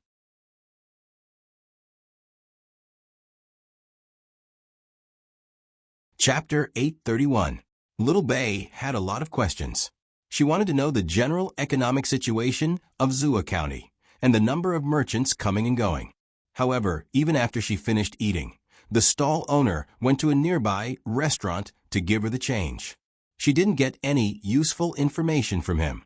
Zhuo County didn't have any public announcements, so naturally, they wouldn't tell the people how much money was left in the county and where it came from. From this, Little Bei concluded that Zhuo County's county magistrate Yan had dirty hands. She planned to deal with an official before the arrival of the army. At this time, it was too late, and the children's group was full of children. Some people couldn't help but yawn. Like a contagious disease, one person yawned loudly, and everyone who saw him yawned as well. Little Bei rubbed her sore eyes and smacked her lips. She lowered her head and walked toward an inn with the brightest lights. As she walked, she muttered, "You took advantage of me for one night. I'll deal with you tomorrow." Early the next morning, Little Bei and her group ate breakfast leisurely. They came out of the inn and headed straight for the local yamen. On the way, they attracted the curiosity of many people.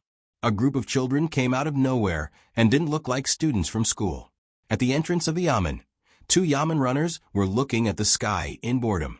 They wore thick cotton-padded clothes and looked listless. When they saw Xiao Bei and the others, one of the yamen runners' eyes lit up and a smile appeared on his face. He realized that the children who were being protected were about the same age as his children, but they were much more energetic than his children. Just as he was about to ask them kindly, he heard the voice of the smartest girl in the group. "I'm a doctor in the imperial court. I'm an imperial censor." And the yamen runner was only focused on Little Bei's pleasant voice and didn't understand the specific content. When Little Bei glared at him and repeated herself, The Yamen runner finally reacted. First, he didn't believe her. "I don't care if you believe it or not. Go in and report to your county magistrate that we're here to check the accounts. Tell him to prepare himself and don't lie.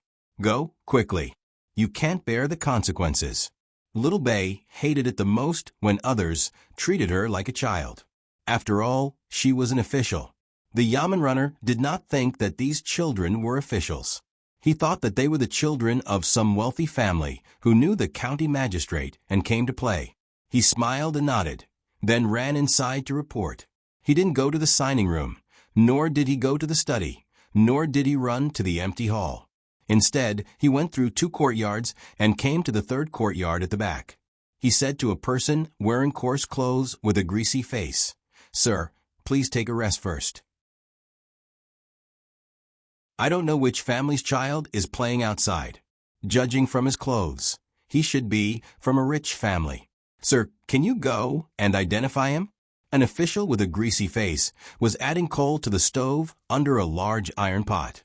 When he heard the bailiff's words, he straightened his back and let out a sigh. After a while, he relaxed and asked, "What do you mean? Come, give me more." The Yamen runner took the shovel and started to work as he replied, "Darren, there's a girl among them. She says she's a doctor or something. She's surrounded by a group of children. She says she wants to check the accounts. I don't know which of Darren's old friends she belongs to." The Yamen runner spoke casually, but when the words reached the ears of the official with a greasy face, it was not easy at all. The official, who had an indifferent expression just now, grabbed the Yamen runner who was still working and asked nervously, "How many children?" "A group. There's at least 180. Darren, you? How many are best dressed? Think carefully." The official asked again. "Let me think. 7? No, it seems to be 8. That's also not right. Oh, I remember now. It's 9. The group of children outside is in a circle, and in the middle is a square. The girl who spoke just happened to be standing in the middle. Darren, have you guessed who it is?" The Yamen runner still did not take it seriously. He thought for a while and wanted to say it. The official staggered, and his face immediately turned pale. He muttered, "It's over. They've finally set their sights on me. Sigh. If I had known this would happen, I wouldn't have chosen you a county magistrate. Add coal, don't stop. I admit it. Darren, what are you?" The Yamen runner was startled. He did not understand why the official, who was usually very indifferent to everything, would be so evil today. "No, nothing. That girl is a traditional Chinese physician. You don't know. This road leads to Jili province and the capital. I've been feeling uneasy recently, but I never thought that it would happen to them." County Magistrate Yen muttered, waved his hand, and walked out with his back hunched. He knew who had come and thought of the consequences. He was greedy. He was really greedy. If another official came to investigate, he might have heard the news in advance and made some preparations. There would not be too big of a problem. But who would have thought that it was the 9 children of the Zhang family and the Wang family who came? The news had just come from the capital along the road, but they had already arrived. When County Magistrate Yen moved to the entrance of the Yamen with his legs that had almost lost all strength, Xiao Bei was using a colored pen to paint the edge of the door. He stepped on a big stone and seemed to be using a lot of effort. County Magistrate Yen saw the goldfish bag hanging from the waists of Xiao Bei and the others. He looked at the group of children and confirmed that there was no doubt. "Darren, I am County Magistrate Yen, Head Foreman Yen. I didn't know you were coming and did not welcome you. Please forgive me." As he spoke, Foreman Yen no longer thought about bribery or fraud. He waited for the final judgment. Xiao Bei spent a lot of effort to paint the parts of the drum where the paint had peeled off bright red. He jumped down from a stone and shook his hands vigorously. He looked at Foreman Yen with dissatisfaction and said, "County Magistrate Yen, why is this drum so high? Do you want to tire the person playing the drum to death? That old man is so old. How can he beat it?" "Yes, I will order someone to lower the height." Foreman Yen agreed. He stopped talking and waited there. Xiao Bei rubbed his arms and looked at Foreman Yen. He said unhappily, "Why are you standing outside? Why don't you invite us in?" "Yes, yes, we'll go in now. Please. I will immediately have someone bring the accounts." Foreman Yen gritted his teeth and hoped that his attitude was better. The child was easy to coax. If he admitted his mistake, he could be dealt with lightly. He didn't want to lose his position. He planned to continue being greedy. Otherwise, his plan would not be able to succeed. Xiao Bei was invited in. He humphed as a sign of agreement. Foreman Yen ordered someone to bring the accounts.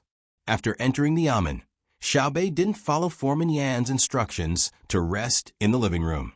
Instead, he walked straight to the back. As he walked, he said, "I heard that your yamen is always making a lot of noise. Let me see what you're playing at." "Xiao Bei, look behind you. It's smoky."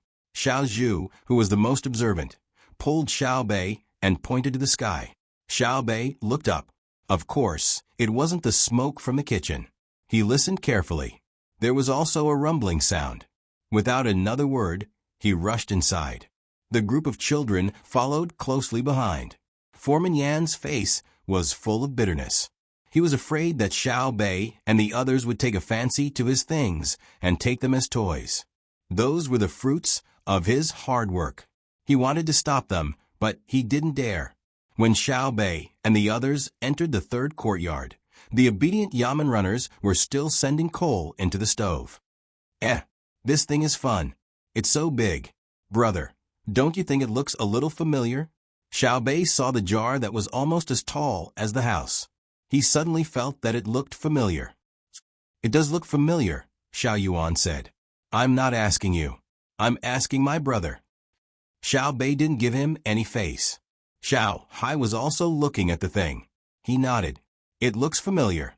Isn't this the steam engine that brother and sister asked Foreman Yen to research? They haven't finished researching it yet.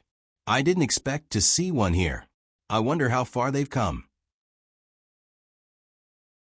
At this time, someone had already brought the county's account book and handed it to Foreman Yen. Foreman Yen squeezed the thin account book and handed it to Xiao Bei helplessly. Although the account book was thin, it was real. There were also fake ones. If it were another official checking, Foreman Yen would take out the fake ones. Even if the other party really checked seriously, they would have to spend a lot of effort to find the problem. Moreover, it would only be a small problem. Today, he was facing Xiao Bei and the others. Craftsman Yen didn't plan on taking out a fake account book, nor did he dare to. Otherwise, this group of little fellows would tire themselves out from checking the account book.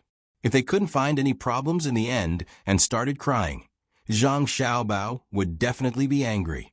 When he came to investigate, it wouldn't be so simple. It was better to be straightforward. In any case, if they were greedy and bad ideas were found by the 9 people, they wouldn't be able to count on any luck. "What is this?" Xiao Bei looked at the thin account book and asked. "It's an account book. It records the county's income and expenses this year, as well as the portion that I spent on myself." Foreman Yen sighed and introduced. "Oh, let me see." Xiao Bei opened the account book as she spoke. She didn't recognize some of the words, but fortunately, she knew the key numbers. After flipping through 2 pages, she exclaimed, "Wow! Zhua County's tax income reached 820,000 strings of cash this year? How did you do it? How much was it last year?" I just figured out a way to do it after hearing about Jili Province and Buxing County from my younger brother. In the first half of last year, it was 140,000 strings of cash, and in the second half, it was 60,000 strings of cash. I invested all the money into breeding. Naturally, this year's harvest was more. Foreman Yen was very proud of the county's income. In 1.5 years, the amount had quadrupled. Xiao Bei was very surprised. If this result was achieved by her brother or sister, it wouldn't be a big deal. However, an ordinary official could do it, so it was definitely different. "Then how much did you report?" 760,000 strings of cash, Foreman Yen answered honestly. Xiao Bei nodded. "So you took a full 60,000 strings of cash?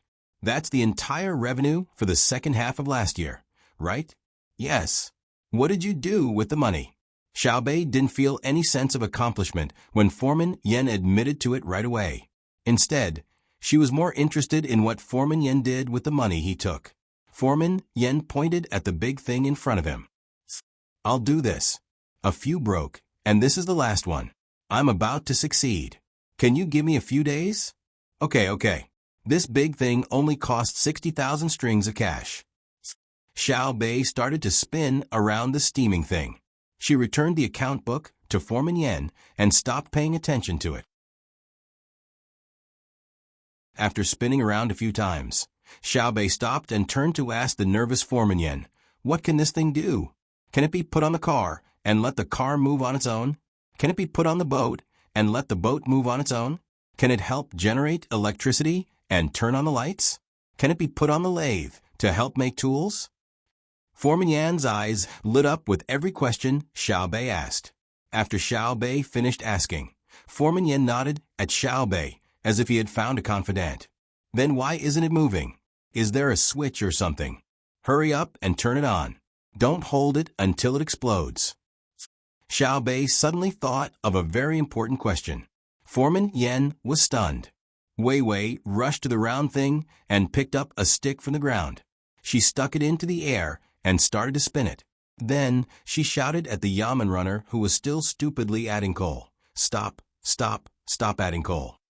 Only then did the yamen runner throw down the shovel and wipe the sweat off his forehead. Following Foreman Yan's actions, more steam came out. Then, the group saw the rods connected to the pot start to move up and down. A wheel on the other side also started to spin. Xiaobei and the rest widened their eyes when they saw the scene. They could always see the craftsmen at home working.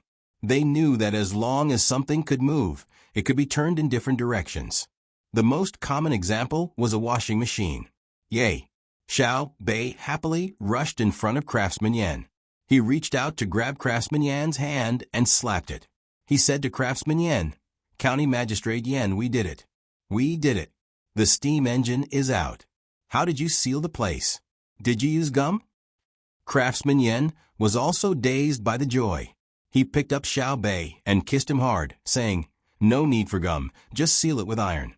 Find a piece of iron that is tough and make it into a piece. Just press it on the key points. If there are any leaks, use another type of glue. Yes, you're so smart. Let's go to the best restaurant in the county to celebrate. We'll tell my brother and sister later." Xiaobei hugged Foreman Yan with one hand and waved his other hand excitedly. Foreman Yan nodded and walked out with Xiaobei in his arms. When he reached the front hall, he suddenly stopped. Only then did he remember what they were doing. "Let's go. The best restaurant. My treat." Xiaobei was still wondering why they stopped. "This." Foreman Yan put Xiaobei down and pointed at the hall. "Lord Zhang, aren't you here to check the accounts?" "Huh? Check the accounts? Ah, I'm done. I know everything." Xiaobei only reacted after being reminded. Then are you going to impeach me?" Foreman Yan said what he didn't want to say the most. "What impeach? The county's accounts are clear. The local economy is prosperous, and Lord Yan deserves the most credit. If there are more officials like Lord Yan in our court, why should we worry about the people not being able to live and work in peace? Xiao Yuan, help me draft a memorial, and have someone send it to my brother first. When the time comes, send it to the capital. If Lord Yan doesn't reward such a good official, how can we spread the word?" Xiaobei's righteous appearance stunned Foreman Yan. In a daze, he shook his head and asked, "Then what about the 60,000 strings of cash?" 60,000 strings of cash? Which 60,000 strings of cash? Oh, it's the special department fee for the Ministry of Works to research the steam engine that Lord Yan mentioned. Yes, it's a bit low. We should increase the investment. A person of Lord Yan's insight can't lose his determination to continue research because of money. Xiaobei raised his hand to pat Foreman Yan's shoulder, but found the height difference. He could only pat Foreman Yan's leg to show encouragement.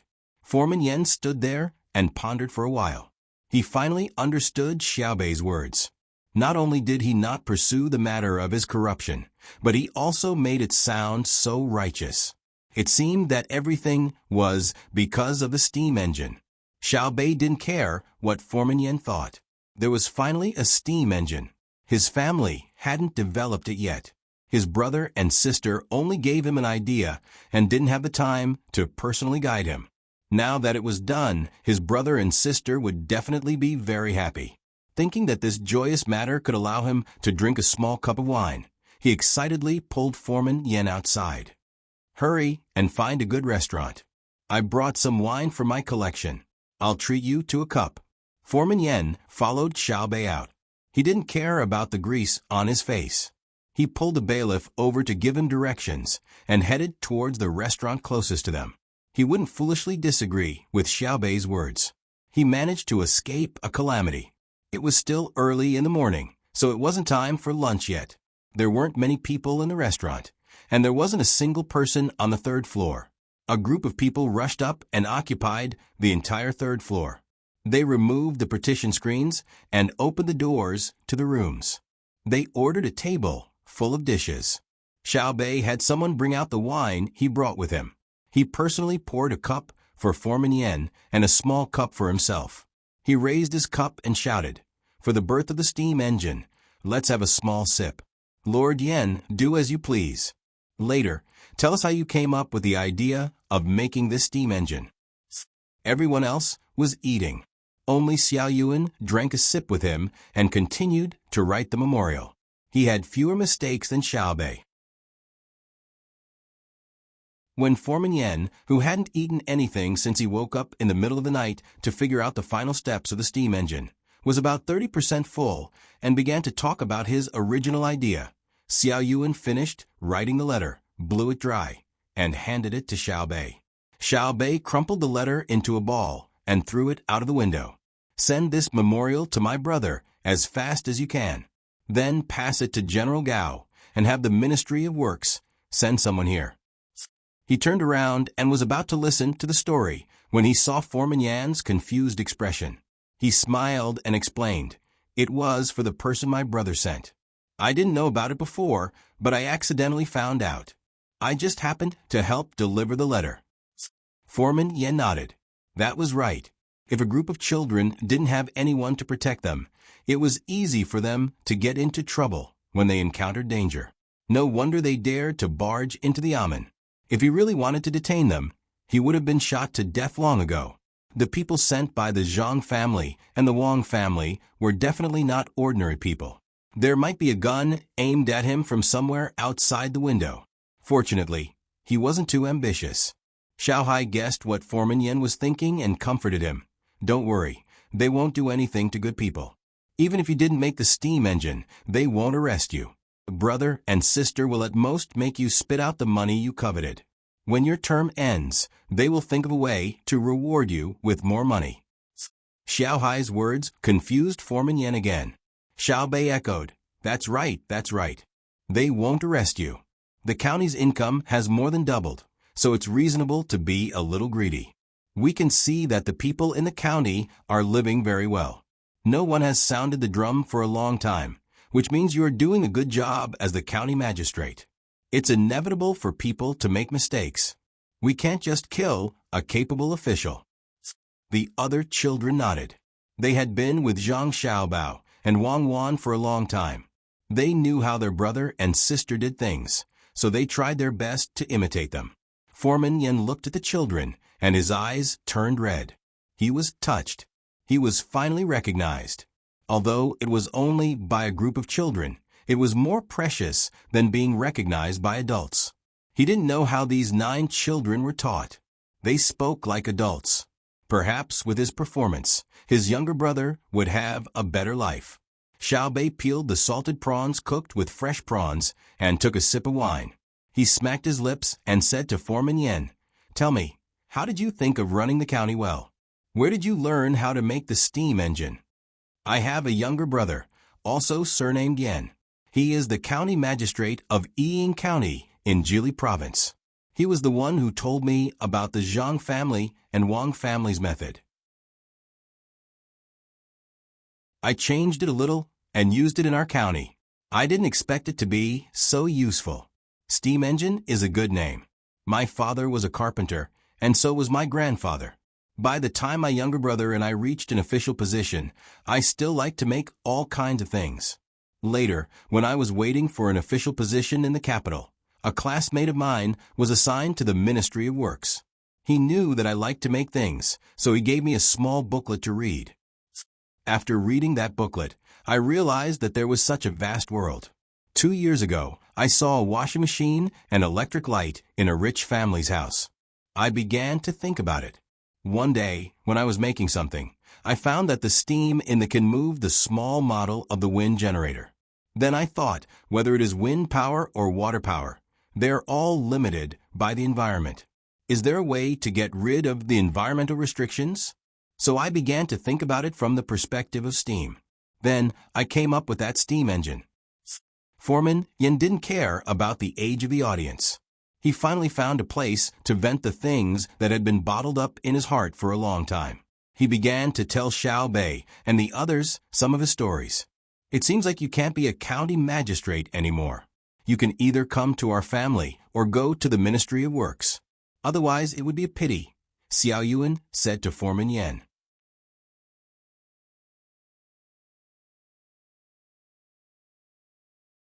Chapter 832. The winter snow had just melted, and the damp air on the ground was blown by the wind, chilling people to the bone. Zhang Xiaobao and Wang Wan sat in the carriage and slowly moved forward with the group. The sound of hooves echoed around them. It will take 5 years to migrate the people from the two places in batches. While the Tang Empire is strong and prosperous, we have to act early. Even if we have to deceive them, we have to lure the Tubo and Turkic people here. Zhang Xiaobao added a piece of smokeless charcoal to the stove in the carriage and put a teapot on it. He looked at the bleak scenery of early spring through the window and said. Wang Wan, who was sitting opposite him, put down the information that had just been sent by Lu Zhou and agreed. I think so too. The problem of ethnic groups is the most difficult problem to solve. If we really don't care about those two places, there might be a situation where we can't get rid of them. There will always be some tribal rulers who are unwilling to give up the little power in their hands. They know that harmony can play a positive role in promoting the lives of the people, but they just have to look for trouble. They even use the lies of their status and religion to brainwash the people under their rule. Zhang Xiaobao and Wei Wei nodded. They looked at the information in Wang Wan's hand and asked, "What does it say?" "Nothing much. Our arsenal is still as stable as ever. It's just that the business of the shipyard has been getting better and better recently. Ever since the merchants from the east of Jiangnan came back from afar and made a fortune, more people are thinking about ordering more ships from the shipyard. They also want to go out and look for the Golden Road." Wang Wan shook the paper in her hand and introduced it to Zhang Xiaobao with a smile. Zhang Xiaobao also smiled and said, "That's good news." "What's that again?" "Anyway, it's a very powerful small country. Their navy is very powerful. It's called the Invincible Fleet. Let's learn from them." "Don't talk nonsense if you don't know. The Invincible Fleet of Spain lost, in the end, to the pirate group. I'm afraid that if there are many merchants who go out to sea, some will not explore on their own. Instead, they will become pirates and hide to rob people who come back from sea. That will be a mess." As Wang Wan spoke, she looked at the kettle on the stove. She picked it up and poured out some of the water. Then, she sat back down and began to prepare the tea leaves. "Anyway, that's how it is. The loser isn't invincible. I'm talking about the winner. Even if it's chaotic, it won't be chaotic. I have a trick up my sleeve. I can kill 2 birds with 1 stone.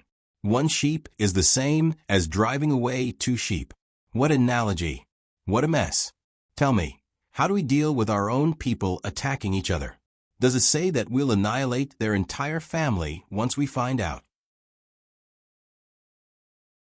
Wang Wan picked up the tea balls one by one and knocked on the teacup with her hand. She began to be curious again. Zhang Xiaobao didn't immediately voice his thoughts. He rolled down the glass and allowed the cold wind to blow. After shivering, he opened his mouth. "I'm thinking that we should let our people have a little more courage. Don't let people say that there is no China behind the mountains. There has never been peace in this world. The so-called peace is not between two or a few people restraining each other. It's just a temporary unification. While we are still around, we should fight as much as we can. In fact, sometimes I wonder if I'm an evil person. In the past, I always hoped that one day the sea would suddenly collapse and sink a certain country into the water, just like the Yatlan civilization. Wang Wan leaned back lazily to attract Zhang Xiaobao's gaze and asked, "You're talking about Japan, right?" Zhang Xiaobao carefully looked at Wang Wan and said in puzzlement, "I didn't realize that the girl beside me has become a woman. Aya, if this figure is taken out, wouldn't it be called an S shape? Come, let me hug you." Wang Wan curled her lips and didn't respond to Zhang Xiaobao's words. Zhang Xiaobao didn't mind and continued, "I've never taken Japan seriously. I admit that they are developing well, but that small place is destined to be unable to achieve great things. I'm planning to let Li Longji stabilize and expand at the same time.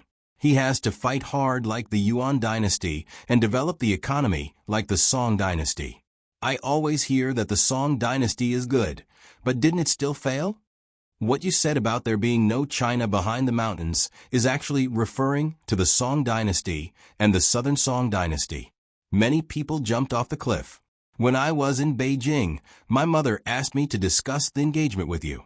She said that it should be decided by next year at the latest. You should think of a way to reject it. Why should I reject it? It's not like we are getting married or engaged. It should be decided first. In fact, many rich families already have mothers at your age. I'm afraid that you will bully and be a hooligan at night after the engagement. Now that there is no crime of being a hooligan, the engagement is settled. Oh, I remember something. When some of the merchants become pirates, we will form a special maritime patrol team. One will train the Navy, one will help the merchants to safely plunder resources from other places, and one will be able to beat people up as we wish.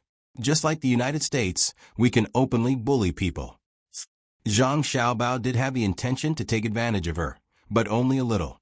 Wang Wan didn't discuss the engagement anymore.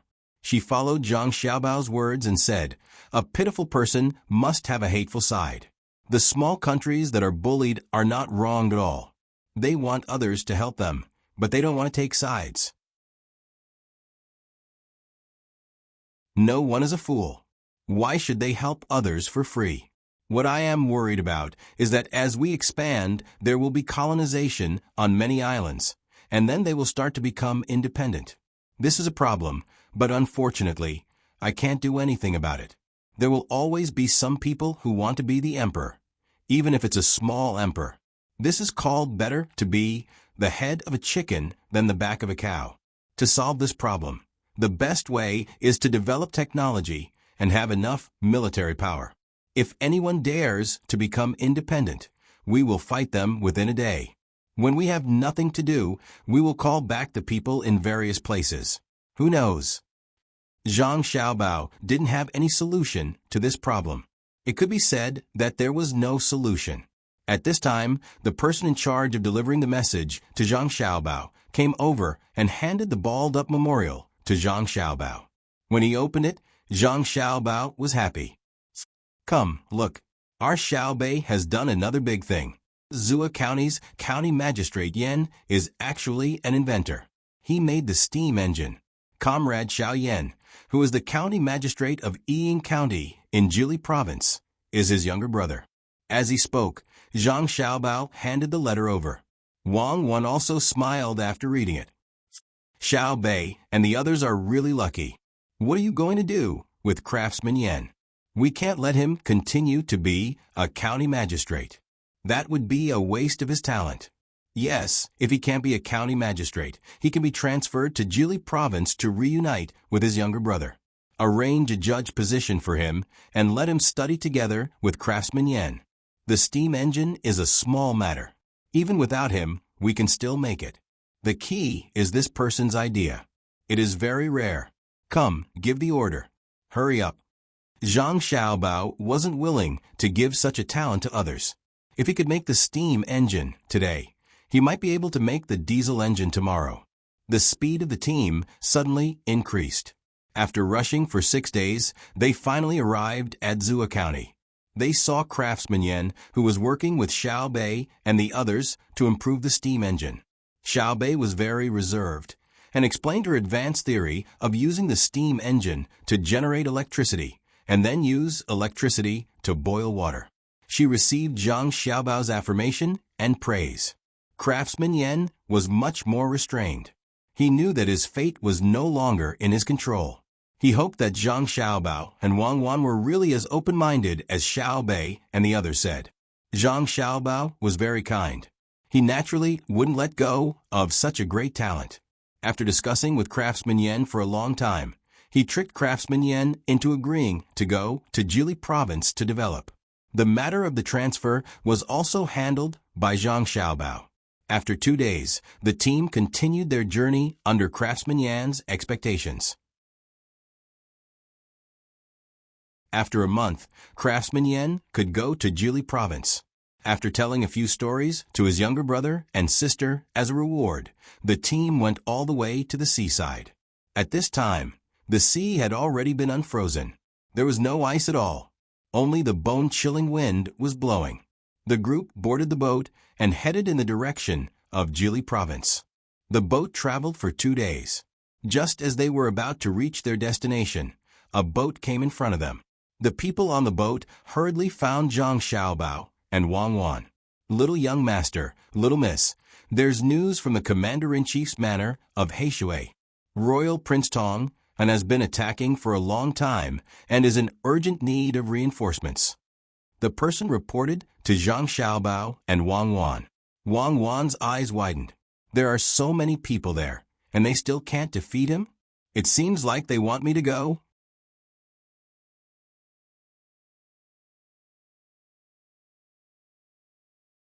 Chapter 833.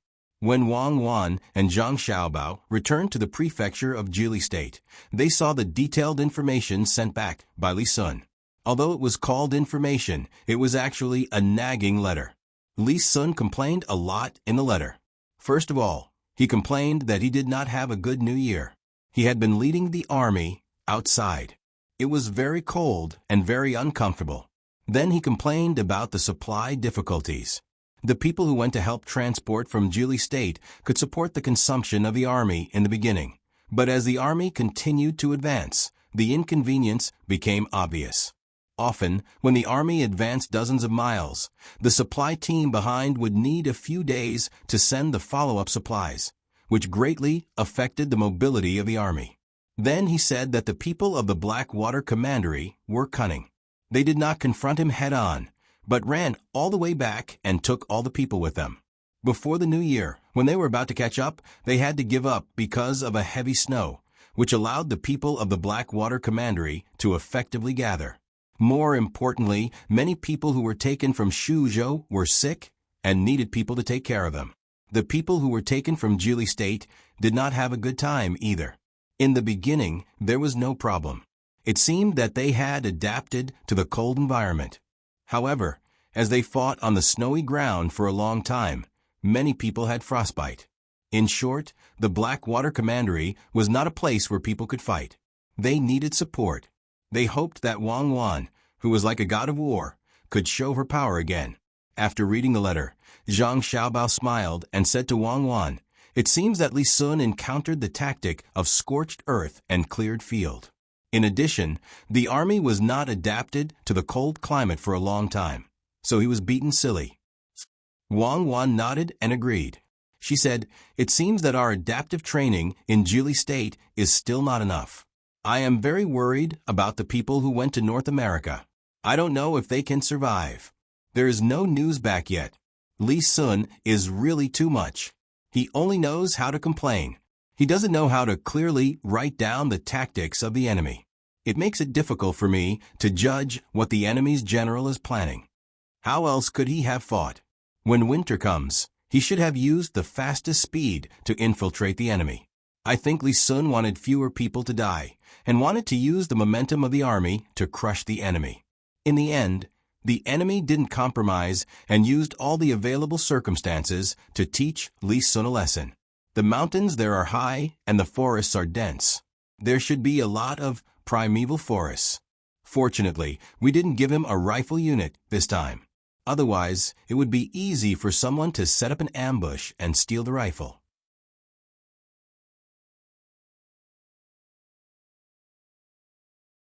At least they've been running and never dared to confront us directly. They've eaten almost all of their food and other things. As for heating, without a house, how can they not be cold? Li Sun didn't say anything. He thought the adjutant was talking nonsense. Who wouldn't be cold? He was cold too. After chasing for so long, how could there be a fixed house to stay in? Living in a tent, damp and cold, there was no way to fight this battle. The adjutant continued, "Your Highness, I think it's better to retreat first. Now that it's the beginning of spring, they must also need spring plowing. Let's give them the place first, and let them feel safe to return to spring plowing. When they've tidied up the land and planted the seeds, we'll make a comeback. Your Highness, think about it. They've spent so much effort to plant the seeds, so it's impossible for them to give up so easily. If we attack again, they'll definitely want to fight us to the death. Now we're not afraid of fighting, but we're afraid that they'll run away. If they still run away, we'll destroy their land." Good idea. The important thing is to cut off their hope of survival. They'll definitely go crazy. Your idea is good, retreat. But if I retreat, won't I be laughed at when I go back? What should I say to the emperor? Spring? Why don't I see any signs of spring? It's still cold when it should be. Li Sun didn't want to fight anymore. He was physically and mentally exhausted. Now he was in a dilemma. He couldn't enter, because the Blackwater Commander-in-Chief's mansion was too big. He couldn't retreat even if he chased after them. Everyone knew that this was the Emperor's sword competition on Mount Hua. The people of the Blackwater Commander-in-Chief's mansion wanted to wipe them out. If he didn't submit to such an obvious provocation, where would the national prestige be? What's more, this was his first battle. If he ran away with his tail between his legs, wouldn't the other brothers laugh at him? The adjutant might not be able to fight in such an environment, but he had a good grasp of human nature. At first glance, he knew what Li Sun was thinking, so he gave him an idea. "Your Highness, we're not retreating. In fact, this is called a strategic shift. When Adjutant Wang was at the front line of Jinchuan, he also shifted a lot. Didn't he win in the end? A good general who only knows to move forward is not a good general. Sometimes it takes more courage to temporarily make concessions that are helpful to the overall situation." Li Sun liked to hear this. He squinted his eyes and kept nodding. He said to the adjutant, "Since you insist on shifting, I'll listen to you this time. Pass down my order. The front team will change to the rear team. Shift. Pay attention to maintaining the formation. Don't let them counterattack." The adjutant was stunned and looked helpless.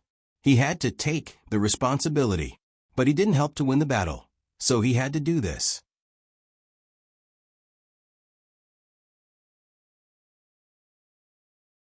"Isn't it just the troops at the rear?" Li Sun said disapprovingly. Yes. But that smoke, Your Highness, you'd better go and see for yourself." The messenger wanted to explain, but suddenly gave up. It was only a few steps away. He could see the situation over there as soon as he walked out of the tent. "Let's go and see." Li Sun, who was puzzled, walked out of the tent. At this moment, there were many people standing outside. They were all looking towards the north. The first thing Li Sun felt when he came out was that it was a cloudy day. When he followed the others' gazes, he was frightened. He saw that in the north, there was thick smoke that covered the sky. It was not smoke at all. It was smoke that would only appear when there was a big fire. At this time, the wind was blowing toward the north and a little towards the west. The smoke was also slanting towards the northwest. After being stunned for a while, Li Sun shook his head hard and shouted, "Who knows what's going on? What happened over there?" Everyone was at a loss. Standing beside Li Sun, Lu Jun muttered, "It turns out that a big fire can be ignited in such a cold time. Even snow can't stop the spread of the fire." Li Sun nodded. It was also the first time he thought that such a big fire could be ignited. He suddenly had an idea that he didn't want to believe. He said to Lu Jun, Could it be that the people from the Blackwater Commandery saw that we were guarding the rear, so they got a lot of things to ignite the fire and wanted to burn them to death? That's 2,000 people. The army officer was speechless for a moment. His eyes were filled with fear, and his body was trembling slightly. He seemed to be imagining the scene of those 2,000 people being burned alive. He had a painful expression on his face. Those were the elite troops of Jili State. Quickly think of a way for me to contact them and ask them to retreat. Retreat quickly. We should retreat too. If the wind changes direction, it will be troublesome. Li Sun quivered and shouted to the people around him. The soldiers around him shook their heads helplessly. How could they contact them? Who wouldn't die if they went there? At the moment when everyone was at a loss and helpless, a clear eagle cry suddenly sounded in the sky. Everyone couldn't help but look up. They saw a snow-white eagle hovering in the sky with its wings open. Then it began to dive toward the ground. When Lu Jun saw the eagle, the first thing that came to his mind was to shoot it down. He shouted, "Quickly, shoot it down, so as not to hurt His Highness." After shouting, he found that many people didn't move. Only a few people pulled their bows. Before they could aim, Li Sun's voice came. "Put down your bows. If you shoot it, you won't live. Shui Yun, I'm here. Shui Yun, come down." The eagle in the sky responded with a cry. As expected, it flew down toward Li Sun. It hovered at a low altitude. Seeing no danger, it landed on the tent and scratched a few holes in it. "Your Highness, this eagle?" Lu Jun had never seen Shui Yun before. He didn't know what it did. Hee. This is Xiao Bao and Cuckoo's treasure. I didn't expect it to come here. Quickly, have someone prepare some food. I want raw meat. Li Sun's mood suddenly improved a lot because of Shui Yun's arrival. He rubbed his hands together and came under the tent. He looked up at Shui Yun and said, "Where did you come from? Xiao Bao and Cuckoo have a message?" Shui Yun nodded to Li Sun under the shocked gazes of the soldiers who had never seen it before. Then it raised one of its wings and pointed to the sea. It let out a short cry. "From the sea? Are you with the fleet? Are you sending me a message?"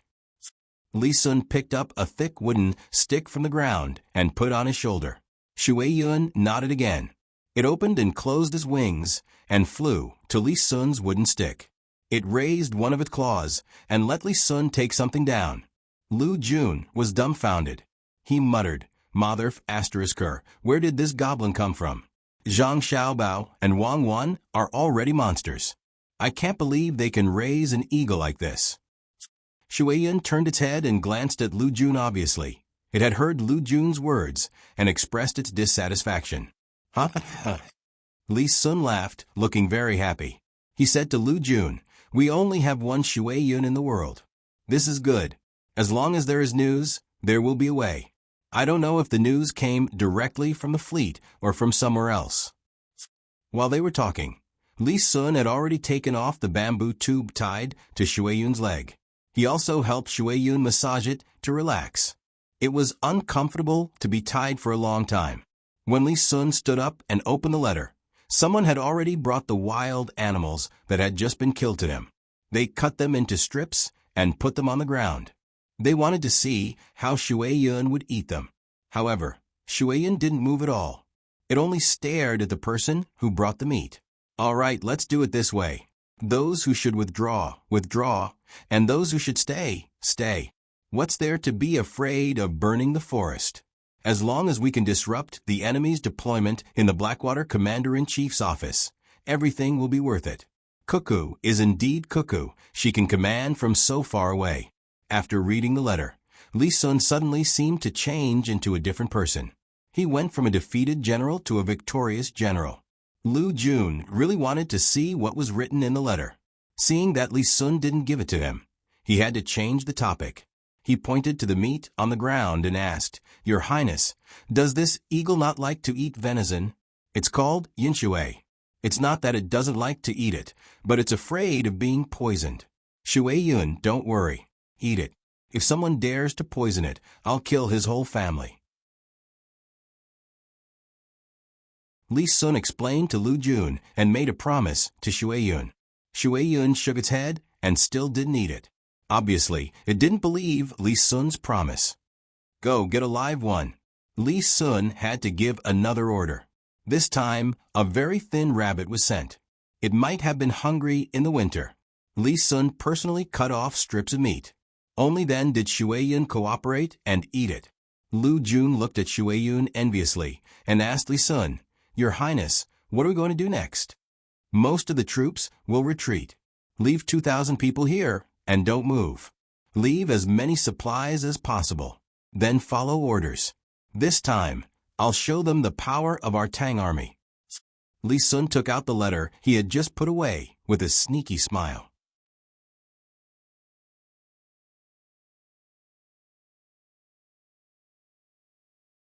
Chapter 834. Li Sun, who had received the tactical support from Wang Wan, was completely relieved. Most of the troops retreated, except for those who had received instructions from the fleet in advance to cover the retreat. 2,000 people had already started to set fire. Li Sun left another 2,000 people behind to provide support, and at the same time divided into small groups to set fire. Billowing smoke rose from all directions, blowing here and there as the wind changed direction. The people who had finished setting the fire all hid by the seaside and did not move. They were under the protection of the gunships that could not continue to head north. Looking at the gray sky, Li Sun sighed, as if talking to himself or to the people around him. "Unfortunately, I don't know how much wealth will be lost this time. It's all my fault. I didn't succeed in conquering the Blackwater Commander-in-Chief's mansion. Otherwise, I wouldn't have to resort to this." Shin Jun was beside Li Sun. Hearing Li Sun's words, he was very puzzled and comforted him. "Your Highness, why worry? Even if it's burned, it's the trees of the Blackwater Commander-in-Chief's mansion. It's not a pity." The others, who only knew how to fight, nodded in agreement. Li Sun chuckled. "What do you know? There's no Blackwater Commander-in-Chief's mansion. You have to look at the long term. Now it seems to be someone else's territory, but after this is over, it will be Tang's territory.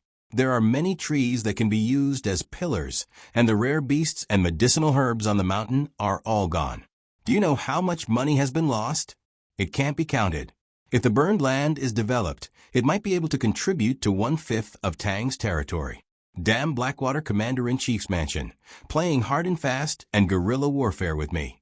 Isn't it because they can't adapt to the environment?" Shin Jun was shocked. So much money. If I had known this would happen, I would have let Wang Wan personally lead the troops. I think that with her ability, she can definitely destroy the Blackwater Commander-in-Chief's mansion. Shin Jun only realized after saying this that he was belittling Commander-in-Chief Tang. He was about to explain, but Li Sun waved his hand. "Yes, I'm not as good as Cuckoo, but Cuckoo can't come here to command the troops. Wouldn't that make it seem that Tang has her as a general? That's why they only gave me advice and didn't come here personally. This battle has to be won, no matter how many resources are lost or how many Tang soldiers are injured or killed. Not only must we win, we must get a result as quickly as possible. We can't drag this out. If we do, who knows how many people will start having other thoughts." The army officer sighed and echoed, "Your Highness is right. Our Tang Empire is full of talents. We can't let Zhang Xiaobao and Wang Wan participate in everything. Otherwise, what will others think of our Tang Empire?" "Let's burn it. We'd rather lose it." Li Sun laughed. "Who said they won't participate? They just won't fight directly. When the number of casualties is about the same, Zhang Xiaobao will definitely have a way to minimize the losses. Since they came up with the idea, they will definitely have a follow-up plan. Can we really get any benefits from it?" Shin Jun didn't believe it. What benefits could there be if it was burned down? "I don't know about others, but Zhang Xiaobao definitely won't just focus on destruction. Maybe it's a trick within a trick. Let's wait and see. We'll know when the time comes." Li Sun didn't doubt Zhang Xiaobao's ability at all. He looked at the gray smoke that dyed the sky and felt much better. In the government office of Jili State, Craftsman Yen, who had become a judge, finally got together with his younger brother. They talked about various things after they parted. Although they used to communicate with each other through letters, it couldn't be compared to face-to-face communication. His younger brother was much more honest now. He didn't think about corruption and bribery anymore. Back then, he was bold because he wanted to use his life to get more money and then provide it to his family, such as his father and brother. Now, he was more worried about whether his actions back then would implicate his family. After learning that his brother was fine after embezzling 60,000 strings of cash, he secretly admired Zhang Xiaobao and Wang Wan's breadth of mind and decided to be a good official in the future. It wasn't that he didn't want to live a better life, but he knew that as long as he followed Zhang Xiaobao and Wang Wan and did things properly, he wouldn't be fooled by the fact that he didn't have much money now. Once he left office, whether he was promoted or transferred to another place, he would be rewarded handsomely. Now, he didn't have much money, but he also didn't have enough to spend. All the necessities of life should be provided by the government office. The things given by Zhang Xiaobao and Wang Wan could only be described with one word: extravagant. If he was a county magistrate somewhere else, even if he tried his best to be greedy, he wouldn't be able to get the various furniture in his house now, or the refined food every day. The two brothers met again after a long separation, and had endless things to say. They sat in the Bihai Insha restaurant on the main street of the government office from morning until it was time to light the lamps. Perhaps because they knew that they couldn't eat much, the two of them ordered a few cold dishes and warmed up the wine. By the time night fell, they were already drunk, but they didn't make a fuss. There was an indescribable smoothness to them. "Heir, I heard that you've been following Governor Zhang and have a deep understanding of him. How much do you know about him?"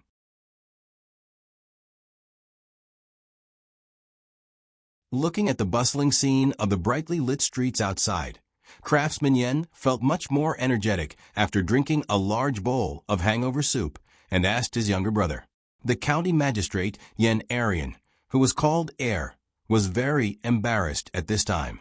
In the past, when he wrote to his older brother, he didn't dare to say that he was targeted and thrown to Zhang Xiaobao and Wang Wan to deal with.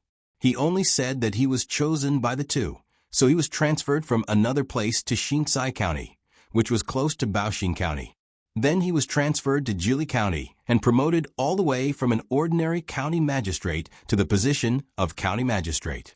He asked people to bring back good things like fungus, ginseng, sea cucumber, and so on. He also said that Zhang Xiaobao gave him because he performed well. In fact, all county magistrates had this treatment. Hearing his older brother's question, he hesitated but still decided to tell the truth. He stood up and said a few words to the waiter in the restaurant. After a while, the waiter of the restaurant served a pot of tea. He poured a cup for his older brother and picked up a cup for himself. He said, "Brother, try this Maojin tea. It's premium Maojin tea. It's only a little worse than the premium Maojin tea given to the emperor and a few important people. You can't buy it outside even if you have money." Craftsman Yen was stunned. He picked up the cup and tasted it. He nodded and said, "It's indeed better than the one I bought. The package I bought also said premium. Why is the taste different? Did they fake it?" After drinking 2 sips of tea, Craftsman Yen felt like he was cheated and was angry. Yen Arian smiled and said, "It's not fake. The package says premium, so it's premium. It's just premium Maojin tea that can be bought and sold. It doesn't count those that can't be bought and sold. If you like it, you can take more when you leave." "Oh, I'm leaving. I'm in the manor now. It's time for me to go back to Yiying County." "Why don't you give me good tea? You said you can't buy it. Where did you get this tea?" Craftsman Yen smacked his lips and savored the bitterness and sweetness of the tea. He was very happy that his younger brother was living a good life now. "It's from the Blue Sea Silver Sand.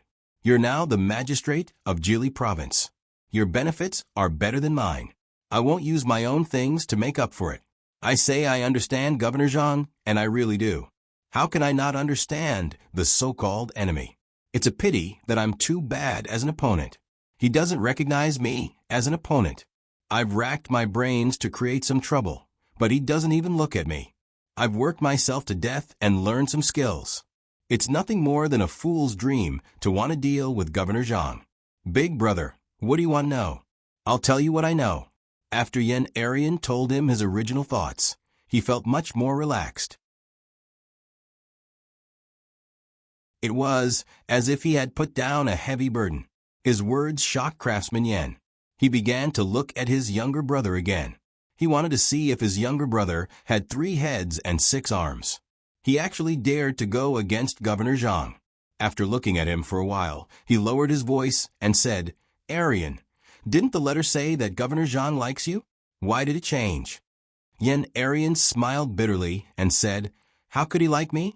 Any random person from his family is better than me. It was the emperor who liked me. No, it was the emperor who liked him. He put me a useless official by their side to train them. I'm not the first one. The first one was a man named He Wei. Now, he's a high-ranking official in Yaozhou. I came later. His Majesty wanted to see what they were capable of, so he threw me around them. After a while, the edges and corners in my heart were smoothed out. Before I came to Jili province, I wanted to make trouble for them. In the end, I didn't succeed. I didn't want to accept it, so I did my best to understand it. That's why I wrote to you about how to build the province. Don't worry, I've already given up on my previous plans. I'm going to follow them and be a good official. I won't be as reckless as before. When Craftsman Yan heard the last part of his brother's words, he wiped the cold sweat on his forehead. He let out a long breath and asked, how much do you know? A lot. I know that their family has a lot of money. They have a lot of shares in the Tang Bank. They also do business between the clouds and the water, between the clouds, blue sea silver sand, and the supermarket. They also do business on roads and bridges. They also have a fleet on the Yangtze River and the Yellow River, a fleet on the sea, and a land transport team. Luzhou is their world. They also have a huge force in Tubo's Jinchuan. They have a big ranch in Feng Province. They have a winery and a ski resort in Wing Province. There's no need to mention this place. In addition to these, I also know that they have a lot of weapons. Not all of them are exposed to the public. I know that the number 0 seedling protection team of their 2 families has started to form their own teams. They are trained to be generals. I know that all the servants in their family's inner court are very powerful. I know that there is an even more important matter that others do not understand, and that is that in my observations, I have discovered that they are not thinking about fighting with the officials of the Great Tang, nor are they thinking about competing with the merchants of the Great Tang.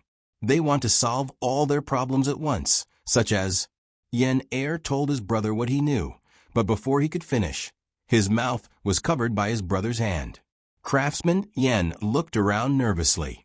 When he saw that there was no one else, his face turned yellow. He moved closer to his brother's ear and said, Second, let's not talk about what they want to do. If they want to rebel, they need evidence.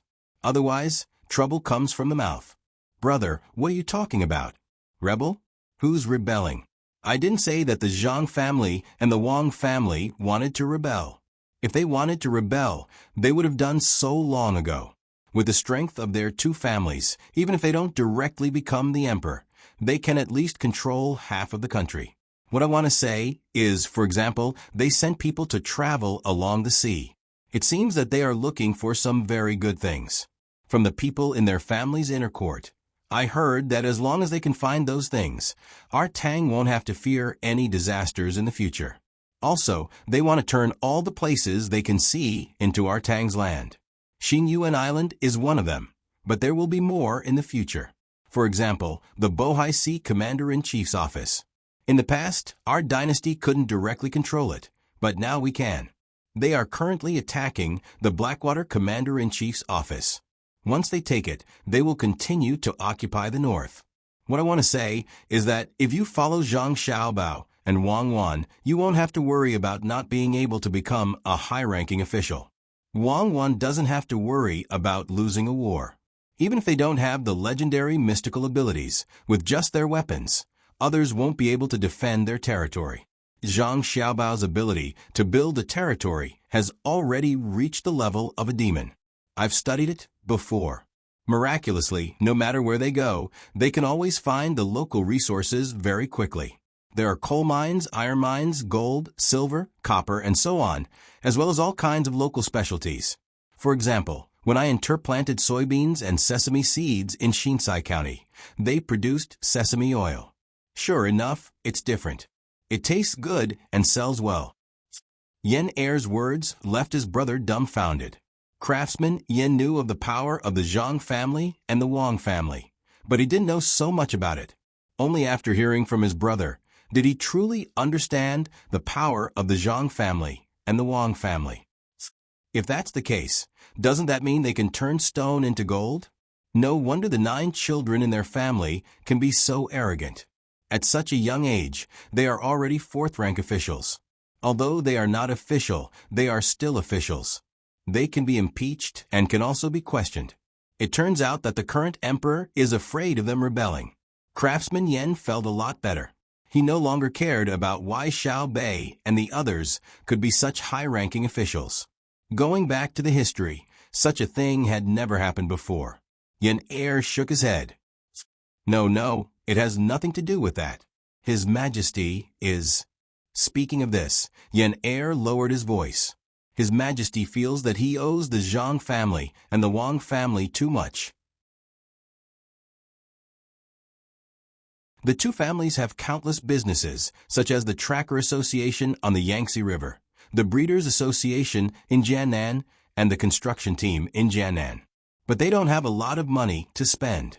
Little brothers, not a lot, refers to the proportion, not the actual amount. The money for the research on all sorts of powerful weapons is from their family.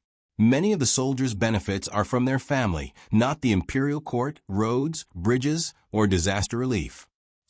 Wherever the great Tang needs money, their family will take it, and not a small amount. His Majesty has obtained fame, all sorts of good technology, and land, so he will naturally compensate them. Thus, their family's power is slightly greater. Craftsman Yen suddenly understood. If his brother hadn't said this, he really wouldn't have known the situation. After thinking for a moment, he said, they do have a bit more power.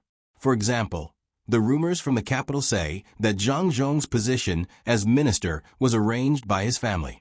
For example, the transfer of my position was done with a single word. But if they do this, can their family really support the entire Great Tang? Will His Majesty tolerate a family like theirs in the Great Tang? Of course, they won't be able to support it for long. They are currently changing. One reason is to avoid His Majesty's suspicions, and the other is to gradually withdraw from this kind of financial support. For example, in Gama Province, they miraculously found a very large coal mine.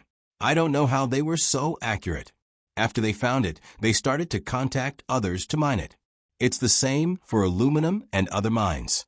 They also transported all sorts of resources back from overseas.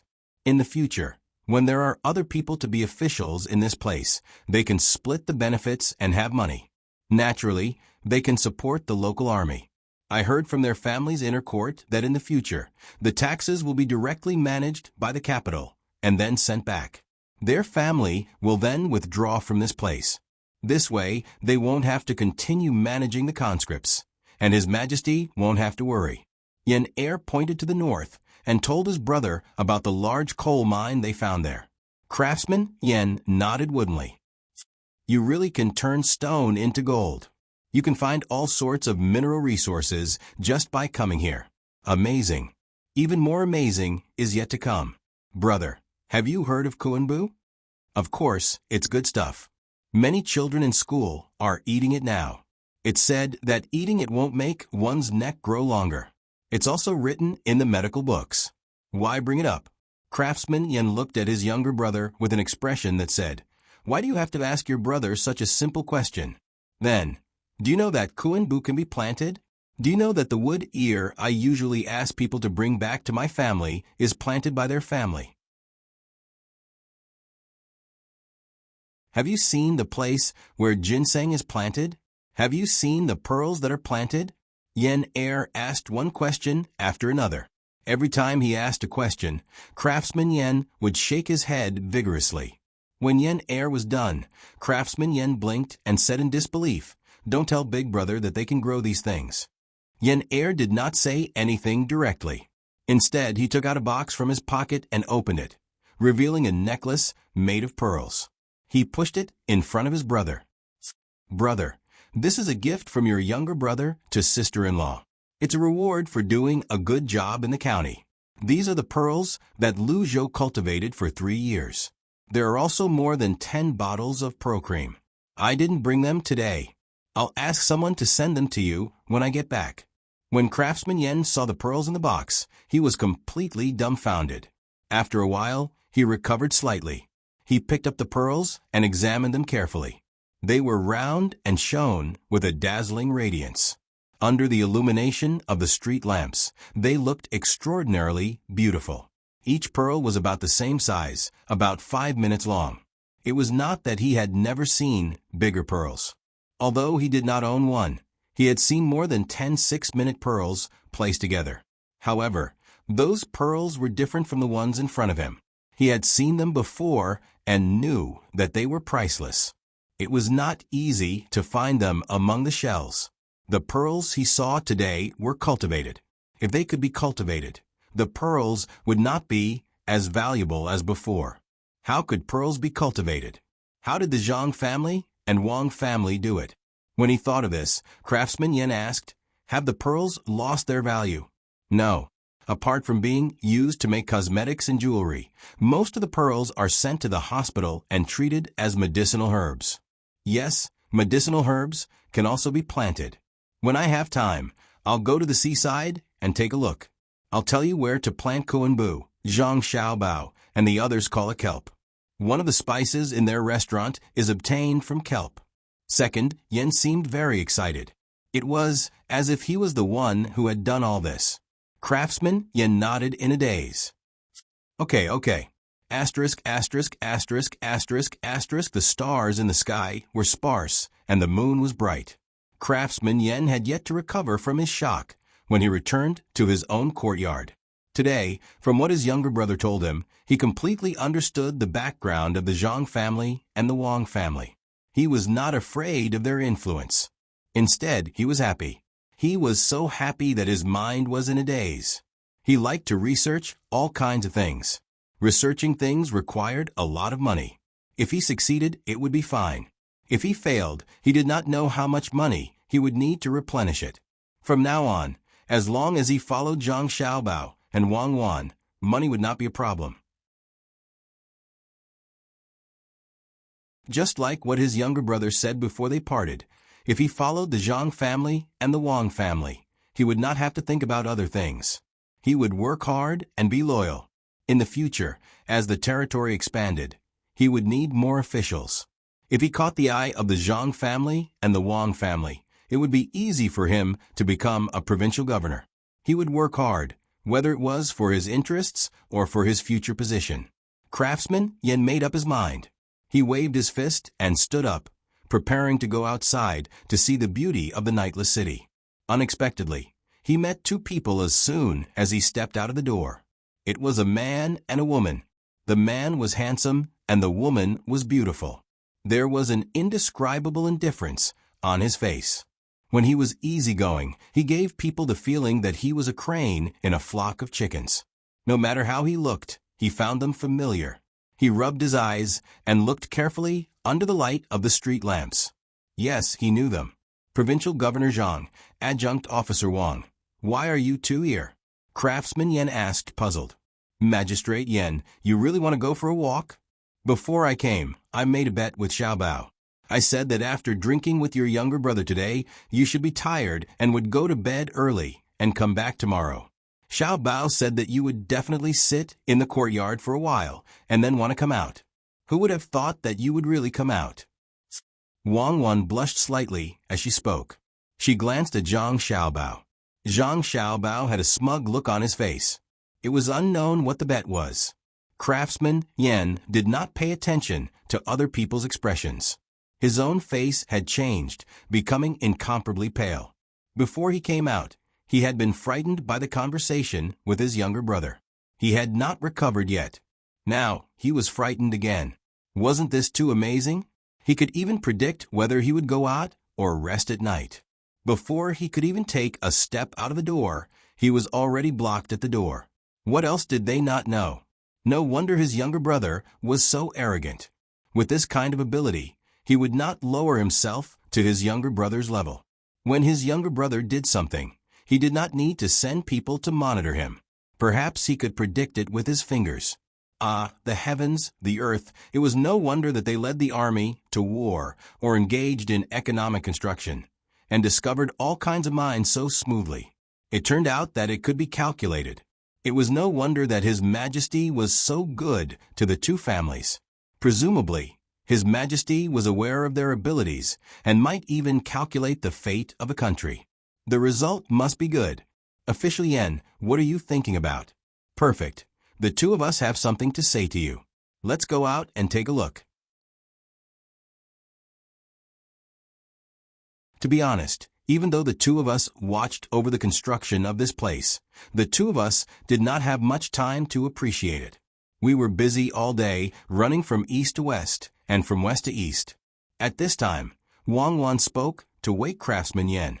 That's right, that's right. The two of you must be very tired. It must be very tiring to predict. Craftsman Yen followed up on his earlier thoughts. Zhang Xiaobao and Wang Wan were stunned. At the same time, they smiled at Wei Wei. They did not explain what psychology was and walked on the street with Craftsman Yen. Craftsman Yen was a little nervous and a little excited. He did not know how to talk to Zhang Xiaobao and Wang Wan. After walking for a few dozen steps, he seemed very bored. It was Zhang Xiaobao who spoke first. Official Yen, do you want to be an official or a researcher? If you want to be an official, look at the construction situation of Zhua County. As long as you don't go greedy for money to do research, I can arrange for you to be the provincial governor of a province. Zhang Xiaobao's words stunned Craftsman Yen. He then reacted and asked, what if I do research? If you do research, you can't be an official. You can only be a research official. It's not the Ministry of Works, nor is it the Military Weapons Administration. It's a new department that will appear soon. What you need to do is to research all kinds of technology. There will be other people taking care of your daily life. Zhang Xiaobao told Craftsman Yen about the things he had been thinking about recently for him to choose from. Craftsman Yen knew that if Zhang Xiaobao said that there would be a department dedicated to this in the future, there would definitely be one. No one in the imperial court could stop it. Which aspect did he want to work on? The meaning behind his words was that as long as he became a research official, he would not be able to manage the people. He had to consider it carefully. As he thought about it, Craftsman Yen raised his head to look at the bright street lamps. For a moment, he did not know how to answer. Wang Wan also looked at the street lamps and explained, the electricity used for these street lamps is driven by wind turbines. They found a vent here and set up a cluster. No matter which direction the wind blows, there will be a windmill that will turn. Usually, it will provide public services and street lamps in the provincial capital. Some merchants who are willing to spend money will also receive electricity. This is all due to the advancement of technology. If the steam engine is good enough and can be used to generate electricity, there won't be a need for a vent. Being a research official is a blessing to the people. In fact, researching more advanced technology will also benefit many people. As for the treatment of technical officials, they will be treated the same as administrative officials. At the current stage, they will be treated better than administrative officials. Our great Tang needs the rapid development of technology to leave other countries far behind. We need to build bigger ships and search for more useful resources overseas. As soon as Craftsman Yen heard this, he understood what Wang Wan meant. Wang Wan wanted him to be a technician because he had figured out the steam engine. He couldn't help but feel excited when he thought about how the things he made in the future could be as convenient as this electric light. He felt a great sense of achievement. Adjunct Wang, is my steam engine going to be used on the people soon? I will continue to improve it and try to make it smaller and easier to use. What benefits will the people get from it? In an instant, Craftsman Yen felt that he was very noble to be able to use the things he made on the people. Wang Wan and Zhang Xiaobao also admitted that Craftsman Yan's idea was noble, but the two of them couldn't follow Craftsman Yan's suggestion and use the steam engine on the people. Zhang Xiaobao glanced at Wang Wan and said to Craftsman Yan, "Lord Yan, the steam engine is good, but it can't be used on the people right away. Then where should we use it?" Craftsman Yan was surprised. "Use it on warships. I'm sure Lord Yan has heard that we have a very powerful naval weapon called the gunboat. Wherever it goes, even ghosts and gods will retreat. However, the speed of the ship is still too slow, and it consumes a lot of manpower. A lot of space is wasted. If we put the steam engine on the ship will be faster and save the space needed to move the oars. We can also carry more cannonballs and hit whoever we want." Zhang Xiaobao explained to Craftsman Yan directly. Craftsman Yan opened his mouth and sighed. He said, "So it's used to kill people. The invention of this technology isn't to immediately benefit the people?" "Yes, it's used to kill people. If people don't accept it, then kill them. If they accept it, then it's a deterrent. It's not directly benefiting the people, but it's still in the category of benefiting the people.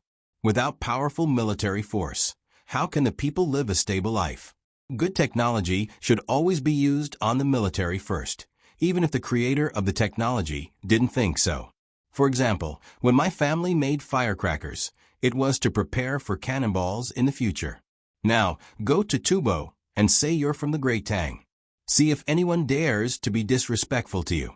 Go to Xinluo and see if they dare to expel you and look down on you." Zhang Xiaobao was afraid that Craftsman Yan would give up being a technician. Such a talent was not easy to find, especially since Craftsman Yan's thinking was what Zhang Xiaobao and Wang Wan needed the most. Therefore, he gave an example when persuading him. Craftsman Yan lowered his head and thought for a moment. Then, he raised his head and looked at the people walking on the streets. He nodded and said, "They don't dare. They're already scared, especially Xinluo. Your Jili province is so close, and you can attack from both land and water. Plus, with Adjunct Wang's vengeful personality, they don't dare. Just like what Adjunct Wang said when he led the logistics camp in Yingzhou to kill the Tubo people. If you kill me, I'll slaughter your village." Thinking about it, the people who died in battle, the people who starved to death, and the hundreds of thousands of slaves who ran to your hands should be enough for each person to slaughter a village. Then, "Lord Yan, have you thought it through?" When Wang Wan heard Craftsman Yan mention her, Wei Wei smiled and asked. Nodding, Craftsman Yan's gaze became firm. "I've thought it through. I'll be a technician and strengthen the Tang army first." Hearing his answer, Zhang Xiaobao and Wang Wan heaved a sigh of relief. In order to give Craftsman Yan some confidence, Zhang Xiaobao said, "Lord Yan, actually, the steam engine can not only be used on warships. If it's the mainstream of the Yangtze River and the Yellow River, it can also be used for civilian transportation and carrying people. Try it on warships first. If it's useful, we'll immediately put it on civilian ships. Then, it'll be more convenient to travel between the north and the south. Lord Yan, you should have heard of the Huayuan Express delivery. That's actually under our management. With a fast ship, it'll be more convenient to send goods and letters to the people who need them." Perhaps he was numb from the shock, but when he heard that the most powerful letter delivery organization in Great Tang was under the management of the Zhang Xiaobao and Wang family, Craftsman Yan didn't show any surprise. Instead, he smiled. "I know. My little brother wrote me letters in that direction. Back then, my little brother was afraid that you guys would find out about his letters, so he didn't dare to use the official route. I didn't expect that the other direction he took would still be under your control. I'll definitely study the steam engine properly." Wang Wan suddenly had an idea and added, "Lord Yan, actually, there's one more thing that we haven't told you yet. After all, it requires too much money to support. However, I can promise you that as long as you can make the steam engine work well and not break down too often, we'll spend a lot of money on it." "Can you tell me about it first?" Craftsman Yan was curious. "That thing is called a train. Why is it called that?" "Because it needs to ignite and release steam. It travels on 2 tracks, and its speed is very, very fast. It can travel at least 1,000 kilometers in 2 hours. Oh no, it can travel at least 70 to 80 li. It's very convenient whether it's transporting people or goods. Wang Wan almost told him the speed of the train she and Zhang Xiaobao used back then. 2 hours was 2 hours, so it wouldn't be a problem for it to travel 1,000 kilometers. Craftsman Yen, who had already thought that he wouldn't be surprised, couldn't help but widen his eyes. If it can travel 80 li in 2 hours, wouldn't it be faster than the 800 li express? Governor Zhang, Adjunct Wang, can you go ahead and tell this lowly official in detail? If someone else had said this, Craftsman Yen felt that he would have scoffed. Who were they trying to fool? Traveling 70 to 80 li in 2 hours meant that it would only take 40 to 50 days to travel from one side of Great Tang to the other. How was that possible? But when Wang Wan said this, and when he thought of the two's ability to calculate, even if he didn't think it was possible, it should still be possible. For a moment, Craftsman Yen couldn't hold back his curiosity and insisted on dragging Zhang Xiaobao and Wang Wan to a place so that they could talk about it in detail. Zhang Xiaobao glanced at the roadside and saw a big stall in front of him. The meat skewers on the stall were emitting light green smoke. There were also bowls of rice wine being served by the waiter from time to time. Many people were eating and drinking there despite the cold of spring. He said to Craftsman Yen, for example, "Go ahead and try the meat skewers as a check. If they dare to use bad meat, I'll get Xiao Bei and the others to come over." Craftsman Yen knew that Zhang Xiaobao was joking. During the day, he had heard from his younger brother that the people of Jili province already regarded Zhang Xiaobao and Wang Wan as gods. No one would violate the rules set by the two of them, let alone use bad meat when roasting meat. Thinking of how Xiao Bei and the others had come to find him not long ago, he smiled and said, "Yes, if Governor Zhang really went to find Xiao Bei and the others, even if that person didn't have a problem, he would have said what he was thinking. At the time, I was so scared that I didn't even dare to hide it. They're just children. They only know how to fool around. If it weren't for that, I wouldn't have met such a formidable person like Official Yen. Let's go, it's my treat today." Zhang Xiaobao was also very happy to hear his younger brother and sister praised. Of course. Who told Governor Zhang to be so rich? Craftsman Yen followed over and found an empty table to sit down. He first ordered a pot of hot tea to warm himself up, then randomly chose a few skewers to roast. The three of them began to talk about the train.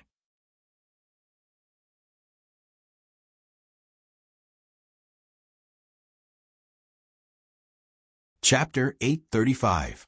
The Blackwater Commander-in-Chief's Mansion, which was the Swanee tribe and its affiliated tribes, had just turned defeat into victory. They were ready to take down the Bohai Commander-in-Chief's Mansion, which was secretly supporting the Tang army. The battlefield was very bright. The Tang army could not adapt to the bad weather. Although there was an army that was very good at fighting in the forest, they could not withstand the cold of the snow, so their fighting strength was greatly reduced.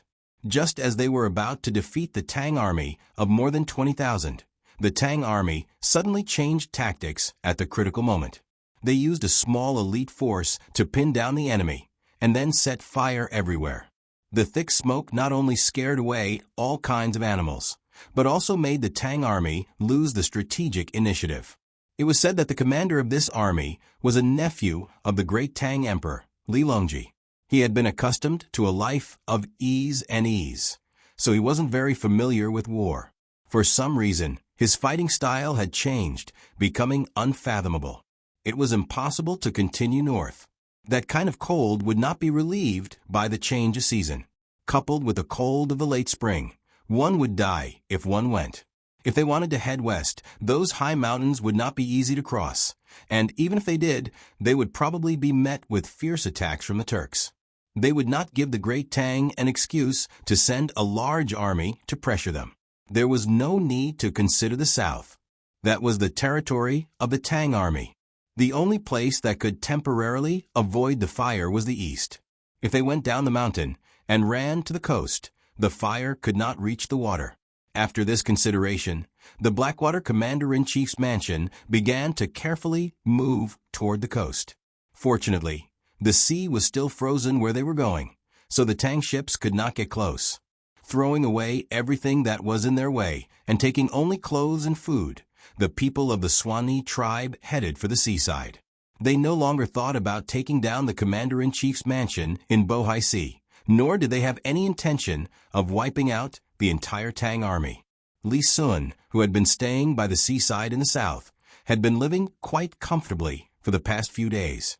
Originally, he was worried that they wouldn't be able to win the war, but after seeing Zhang Xiaobao's follow-up plan, he knew what to do. The hot air balloons on the fleet rose to avoid the smoke and were responsible for patrolling high in the sky. Your Highness, what do you think is so coincidental? Why do all the people in the hot air balloons on the fleet come from Izhou? If it were people from Suzhou who flew to such a high altitude, they would be frozen to death even if they were not scared to death. What a coincidence. Li Sun did not see the plan in Li Sun's hands. It was not about the military, and there was very little about it. Most of it was about the construction after the war. It involved a lot of benefits, and Li Sun did not want others to know about it. Otherwise, he would not be able to benefit much. Hearing Lu Jun's words, the team responsible for protecting Li Sun huddled close to Li Sun and rested. They had the same thought as Lu Jun, which was that this was a good idea. It just so happened that there were people in the fleet who were used to the cold weather. Li Sun glanced at Lu Jun and curled his lips. What coincidence. Do you think everyone is as stupid as you? Didn't you know it was cold when you sent the fleet here? It has already been prepared. No matter what the situation is, it will not be affected. Now, we don't need these 2,000 people. Go up the mountain and grab the things. Don't miss the roe deer and all kinds of game, including mushrooms and other mountain vegetables. Lu Jun wanted to see the plan in Li Sun's hands, but he knew that His Highness would never give him the chance. So he had to follow the order and arrange it. When he came back, he worriedly advised, Your Highness, should we get on the ship? If the people of the Blackwater Commander-in-Chief's mansion also come to the coast and suddenly rush over from the north, Your Highness will be in danger. I'm just afraid that they won't rush over.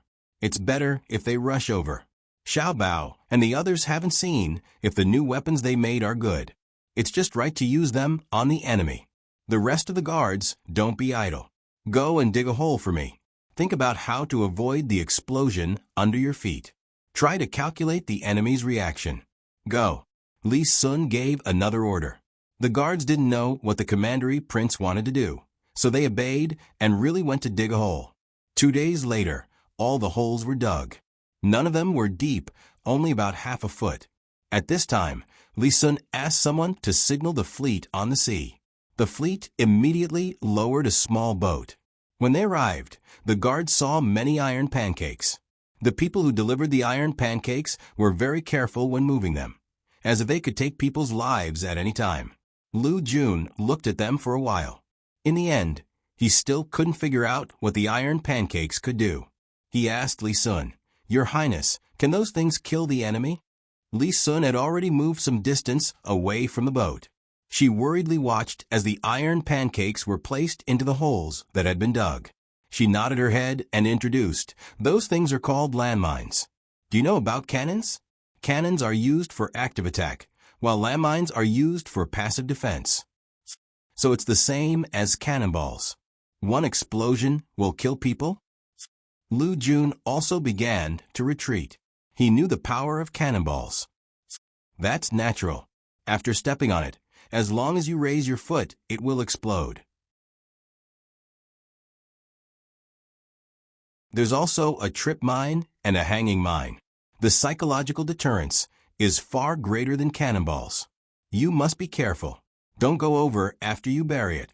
Otherwise, even if you have several lives, it won't be enough to kill you.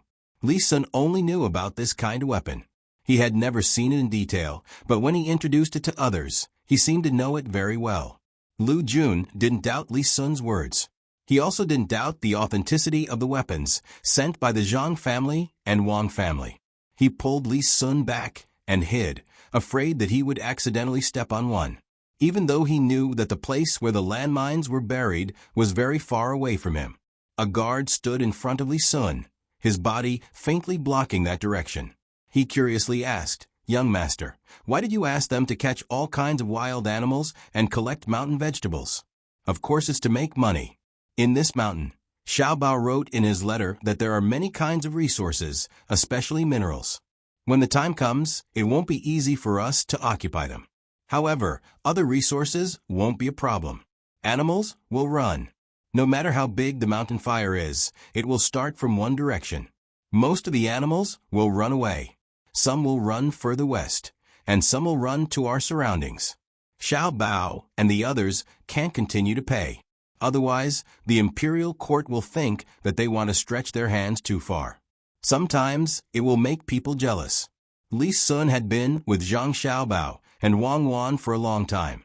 In addition to the teachings of his family, he understood that what the Zhang family and Wang family needed to do now was not to build up one place after another. What they needed to do now was to avoid making others unhappy. This others referred to his imperial uncle. The guard nodded in agreement. "That's right. The Zhang family and Wang family have made enough money now, and the power they control is not small. If they still want to occupy a place everywhere, they don't know what's good for them. But how can they make money by catching animals?" The other guards also had the same idea. Now, there was no one in Gongji province who did not know about the Zhang family and Wang family. The members of the imperial family who had gone to various places knew about the sphere of influence of the Zhang family and Wang family. If the provincial governors who were in charge of a region did not know about the Zhang family and Wang family, they would really have seen a ghost. The Zhang family and Wang family had been in the limelight for a long time. It was time to hide. Li Sun understood that his imperial uncle could not do without the Zhang family and Wang family. As long as the two families acted appropriately from now on, they could still maintain a balance. In particular, Xiao Bao's letter stated that in the future, when they expanded and occupied territories, the Zhang family and Wang family would not participate and would let others do it. In this way, more people would have too much power to cover up the Zhang family and Wang family. More people would occupy the Blackwater Commander-in-Chief's mansion and the Bohai Commander-in-Chief's mansion. His imperial uncle had to find a way to maintain a balance. Compared to the Zhang family and Wang family, which were easier to control, the new territories that the Tang Empire occupied in the future would be more troublesome. With one less worry in his heart, Li Sun's expression became more natural. He said to the people who still could not figure out why they had to catch so many wild animals and collect wild herbs, "Can the wild animals here be seen south of the Yellow River? I think it's impossible, so we'll catch a few live ones and send them to the capital to raise. As for the rest, we'll kill them and directly make them into cans here. Then we'll sell them to other places. A can of braised roe deer meat can be sold for 10 strings of coins, and people will fight to buy it." Why is that? The army officer did not understand for a moment. Things are valuable when they are rare. What is identity? Being able to wear clothes that others can't wear and eat food that others can't eat is called identity. I think 10 strings of coins for one is cheap. When the time comes, we'll definitely sell them at a higher price. If we entertain guests at home and can't take out a few cans of roe deer meat, it's shameful. Li Sun suddenly felt that he had become smart. Everyone else was a fool. No matter whether they were really stupid or pretending, at least he felt comfortable in his heart. So, all the animals here can be sold for a lot of money? The army officer thought about it and was very excited. He wondered if he should catch a few more before leaving and show them off when he returned to the south of the Yellow River or even further south. It would be good even if he could let his family have a taste. This was a treasure. Many animals had never seen it before, let alone eaten it. Li Sun nodded and said, "The money earned from this will be used to recruit people from other places. Don't think that a large part of the forest will be burned down. As long as the ashes are nurtured for a year, they will be able to grow food. After plowing and plowing, when Xiao Bao and the rest deliver new food, they will be specially used to cultivate seeds." Seeds? New. Is there food that hasn't been seen before? The army officer tried to guess what the new seeds looked like. Of course, if Xiaobao says there will be, then there will be. Moreover, the output will be very high. Even if people don't like to eat it, it can be used to feed more animals. It can also be brewed into wine. After purification, it can be used as firewood. Li Sun once again put the future matters on himself. He felt that he had participated and was also the organizer. Even if no one gave him credit, he thought that he could get a share of the credit. Now, the people around him were silent. They all thought about the future and whether what His Highness said was true. In Jili Province, Zhang Xiaobao and Wang Wan no longer bothered to think about the situation in Blackwater's Commander-in-Chief's mansion. The two people's energy was more focused on science and technology. Now they had written down all kinds of ideas and passed them to the craftsmen from all over the country. It included all kinds of aspects. For some aspects, the two people understood more thoroughly and developed faster. For those that they didn't understand, they gave a general idea and let the craftsmen figure it out by themselves. After meeting Zhang Xiaobao and Wang Wan, the craftsmen who didn't have a high status obviously improved a lot. In addition to being given official titles, the treatment they received was also incomparable to before. According to their own abilities, they were evaluated. The higher the rank, the more salary they could receive every month. At most, they could receive 200 strings of coins a month. Under the temptation of money and the promotion of official positions, the craftsmen worked very hard. If they were interested in a certain aspect, they would dive into it and study it.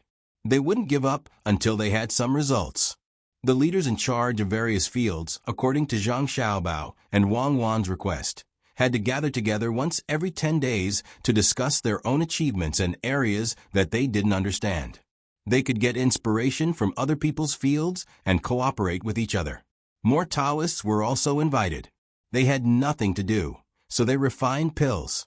Zhang Xiaobao and Wang Wan didn't eat their pills, but they appreciated their persistence. They personally refined several kinds of pills for them. After using both fire and water methods, the Taoists saw a new world. On this day, after reading the report on the progress of the Industrial Revolution, Zhang Xiaobao and Wang Wan stayed in the room to discuss new things. There are still many Taoists from all over the country who haven't come. Think of a way to trick them. People like them are very useful if we use them well. They already have a lot of knowledge, but they lack a guide. We can't let them continue to pretend to be gods and ghosts. We have to get them into scientific research. Zhang Xiaobao had lost weight recently. He was busy with the matters of the bank and managing the accounts at home. He also had to learn physics and chemistry from Wang Wan and guide the other craftsmen. In addition, he couldn't fall behind on his younger siblings' homework. He didn't have a regular schedule and lost a few pounds. Wang Wan also didn't have it easy. She had to teach various theories to the craftsmen. Many theories required more theories to support and reason. Just the calculation equations of chemistry and physics gave her a headache. It wasn't that she didn't know, but that the craftsmen didn't have a good foundation. She began to explain various symbols, but it involved a very important problem. That was the Tao of heaven. Many craftsmen were more rigid and insisted that the sky was round and the earth was round. In fact, the meridian line had already been measured. Although it wasn't so accurate, it showed that they already knew that the sky wasn't round and the earth was round. Thinking of this, Wang Wan was very helpless. When she heard Zhang Xiaobao say that he wanted to recruit a large number of Taoists, she said worriedly, "If all the Taoists come, the local people will lose a spiritual pillar and will inevitably believe in Buddhism." Speaking of Buddhism, Buddhism is very useful. It involves a philosophy, which has the same effect as Confucianism, legalism, and so on. It can strengthen people's hearts, persuade people to do good, and have an effect on mental illness. However, I am very opposed to this Buddhism. I don't see any other effect besides collecting money. Not all the people who believe in Buddhism are kind people, and not all the monks in the temple are compassionate. I am worried that Buddhism will rise again. Zhang Xiaobao frowned. He was really afraid that what Wang once said would happen. Once a religion was formed, there would naturally be people to perfect it. As long as there was a philosophy, it couldn't be completely eliminated. Not to mention the ignorance of the people now. Even in the era where he and Wang lived, it was the same. Many corrupt officials took out a lot of money and sent it to the temple, thinking that they could get the protection of the Buddha Lord because of what they did. The temple really accepted it and never asked where it came from. In the end, it became a profession. There were also various black-hearted businessmen who would rather spend tens of millions of yuan to the temple for stability than spend millions of yuan to do something practical. Of course, Taoism was the same. There were also various sects from foreign countries. There was no leader who really had no selfishness. It's very difficult to suppress. Although it's not easy to become a monk now, and there are various tests, so what if you pass the test? Buddhism was passed down from India, but the ones who really perfected it are actually us China people. That kind of sophistry makes people feel very helpless. I've experienced it more than once. Zhang Xiaobao became more and more depressed the more he thought about it. He rubbed his temples and complained. Then let's get Li Longji to destroy Buddhism again and return to the secular world. Wang gave an idea. It's useless. Back then, the four olds were so powerful. But what happened in the end? Buddhism is in the human heart. As long as someone wants to use it, as long as someone still believes in it, it will never be destroyed. Actually, the most important thing is the spiritual sustenance of a person. If everyone only believes in themselves and doesn't look for other spirits, then it's simple. But this is impossible, right? Zhang Xiaobao could guarantee that his heart wouldn't change, but he couldn't make everyone in the world think the same way as him. Wang also understood. The reason why people don't believe in themselves is because many people can't summarize a set of systematic theories related to the spiritual aspect. Think of a way. Even if you can't destroy it, you have to limit it and suppress it. Keep a portion of it and use it as a tourist destination in the future. In fact, many of the money earned by the temples back then wasn't all spent by the temples. My party still has its ways. Just like how there are always underworld gangs. If we really want to fight, we can get rid of them in an instant. What kind of money can we use to supplement the tax? I've decided to write a letter to Li Longji and ask him to deal with Buddhism. Alright, we won't kill them, but we have to limit them as much as possible. For example, Buddhism has to pay taxes, and the land that belongs to each temple has to be rented. Do you think that you can live a comfortable life just because you can recite a few lines of scriptures? Of course, we have to continue supporting those that we should support. For example, we have to make sure that they don't forget to add the imperial authority when they propagate their teachings. If a religion can't serve the ruler, then there's no need for it to exist. The ruler is too much of a failure. Zhang Xiaobao had also made up his mind to give them a sweet date after giving them a slap. Not only Buddhism, all the other sects in Great Tang had to be treated this way. They were not to believe in Tubo at all. Otherwise, it would be troublesome in the future. While Zhang Xiaobao and Wang were busy, Xiao Bei and the others were not relaxed either.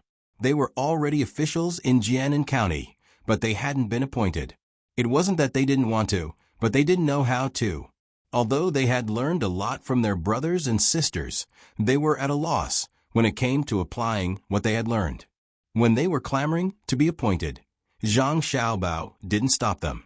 He just asked them to take out a proposal according to their official position. Xiao Bei and the others were immediately stunned. Usually, when they saw their brothers and sisters doing things, they didn't take out any proposal. It was as if the two of them had come up with an idea long ago. They actually asked for a proposal. Hence, Xiao Bei and the others decided to learn more. They didn't want to learn from their brothers and sisters. They felt that it was too big and impractical. Carrying their spring vacation homework in their backpacks, Xiao Bei and the others formed a team and set off in the direction of Yiying County. Making a proposal is a very difficult thing to do. Cheer up, otherwise, we'll never be able to become an official. Xiao Bei grabbed the straps of his backpack and walked in the middle of the team. He kept muttering. It was unknown whether he was telling others or encouraging himself. They were looking for Craftsman Yan's younger brother and learning from him every day in the yamen. They wanted to learn the skills before the end of the holidays, make a proposal, and become an official. Of course, they had to finish their homework. When they arrived at the yamen and began to participate in the daily matters, Xiao Bei and the others realized that things weren't as simple as they thought. At first, they thought that there weren't many things to do in the yamen. The most interesting thing was to ask for cases. If a citizen wanted to complain, they would beat the drum at the entrance of the yamen and be let in to ask about the case.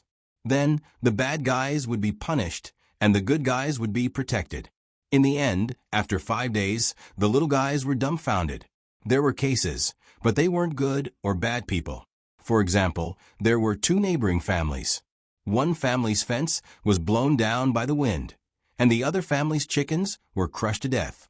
Normally, the family whose fence was blown down should compensate the family whose chickens were killed. However, the reason the fence was blown down by the wind was because the drainage ditch of the family whose chickens were crushed to death flowed past the fence. The flock of chickens kept digging under the fence. What is this? Xiao Bei, who wanted to be an impartial official, counted with his fingers but couldn't figure out how to judge this case. In the law, there were no specific rules in this area. If the case was judged according to the law, one side would definitely be at a disadvantage. The chicken farmer could be judged to have destroyed the foundation of the neighbor's house, but the one who complained was the chicken farmer, not the family who crushed the chicken. If the person who fell down the fence harmed the neighbor's poultry, the chicken farmer wouldn't be convinced. Can we judge one family first, then the other? This way, one case will become 2 cases, and each family will be judged separately? Xiao Bei thought hard for a long time before asking Second Yan. Second Yan shook his head and patiently explained to Xiao Bei and the others, being a parent official doesn't mean that you can just figure out the case. What you need to do is to adjust the relationship between neighbors. The law is nothing more than human feelings. If everything is judged according to the law, then it's enough to have a person who is proficient in the law and has a special knife and pen. Then how should we judge? Xiao Bei humbly asked for advice. Second Yan and Wei Wei smiled and asked the 2 families below, Li Si, your chickens were crushed to death. Do you want me to judge your neighbor, Li Fangqing? County Magistrate Yan, yes. Li Si, who was asked, glared at Li Fangqing angrily and replied. Second Yan then turned to Li Fangqing. Do you feel wrong that Li Si destroyed your fence?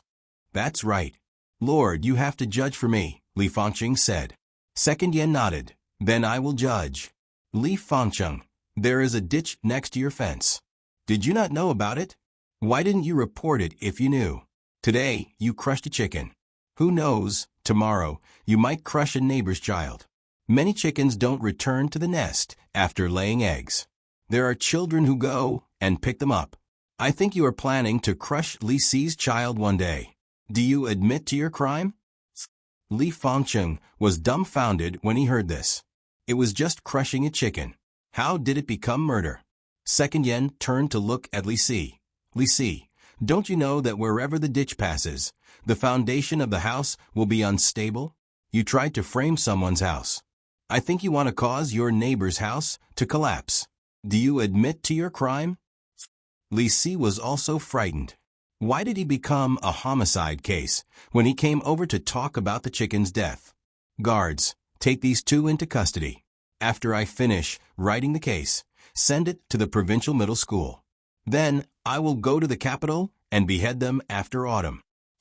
Second Yan's voice continued. Xiao Bei turned and nudged Xiao Yuan.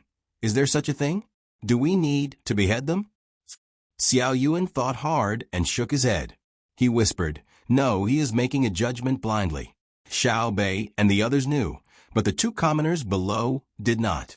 They did not understand the laws of the Tang Empire. The most they knew was that a life for a life and a debt must be repaid. Seeing that the death of a chicken would cost 2 lives, the 2 of them were afraid. Li Si was the first to speak. Sir, I won't sue. I won't sue, okay? My chicken was just about to be killed for meat. I still have to thank Li Fangcheng. I will fix the ditch later. Li Fangcheng quickly followed. Sir, I am willing to compensate for the chicken. I have long wanted to fix the fence, but I don't have the time. I will fix it later. That won't do. The two of you must have resentment in your hearts for coming here today. When the time comes, I will have to work hard on this case, Second Yen said with a straight face. Sir, we don't have resentment. We don't have resentment. Actually, the two of us are fine. I will go back and clean up the chicken, make 2 dishes, and drink with Brother Fangcheng. Li Si promised. Li Fangcheng continued. That's right. I will go and buy wine. Brother Li Si's chicken is delicious. Sir, I won't trouble you. The two of them came to an agreement. They wiped their cold sweat and walked out of the yamen with a look of lingering fear. Seeing the two of them leave, Second Yen chuckled and said to the 9 children, Did you see that? As long as there is no injury or death, as long as the loss is not too great, don't judge if you can. If you judge one of them, the other will definitely bear a grudge. If you judge both of them, it will not be easy for you to get along with your neighbors in the future. Who knows what will happen? As an official, you have to judge the situation. It is better to let go of a quarrel than to make a case. Don't think that you can judge casually just because you have learned a lot of law. That kind of official is definitely not a good one. Xiao Bei and the others were shocked. They nodded and finally understood that it was not easy to be an official. They decided to learn from him and become a good official after they learned. Very soon, someone passed the message to Zhang Xiaobao and Wang Wan. After reading the contents of the letter, Zhang Xiaobao smiled. It seems that to be a bad official, you have to be more capable than a good official. Once you become a good official, you will be more impressive than an ordinary good official. Isn't that so? This is good too. We can let Xiao Bei and the others learn from others, since we can't teach them directly. Do you really intend to let them become officials in Jinan? Wang Wan was also very happy. It was indeed not easy to find such a good official. These 2 brothers were really capable. The elder brother was greedy for money and did research. At the very least, they could govern the place well and then be greedy. She would rather have such an official than be an honest official who had nothing to do with the people. Thinking of the appointment that Xiao Bei and the others got from Li Longji, Wang Wan asked Zhang Xiaobao again. Zhang Xiaobao looked in the direction of Jinan and nodded. Once they have learned enough, let them go. There are not many people there. It's fine to let them go there and play. Even if they have to fork out money to let the remaining people live a good life, I will still give it to them. There's no need to repay me. You can just spoil them. What do you mean by spoiling them? Let them experience more. It's better than learning from us. There are many experiences that need to be experienced by oneself. Zhang Xiaobao shook his head and stopped thinking about his younger siblings. He picked up the map on the table and looked at it again. He asked Wang Wan to analyze where there were more mines. Half a month passed quickly. Xiao Bei and the others had not finished their vacation and continued to learn from Yen Er. Zhang Xiaobao and Wang Wan were still waiting for the people they sent out to discover North America and return safely. Li Sun ended his leisurely days. As the weather warmed up, the seawater gradually melted.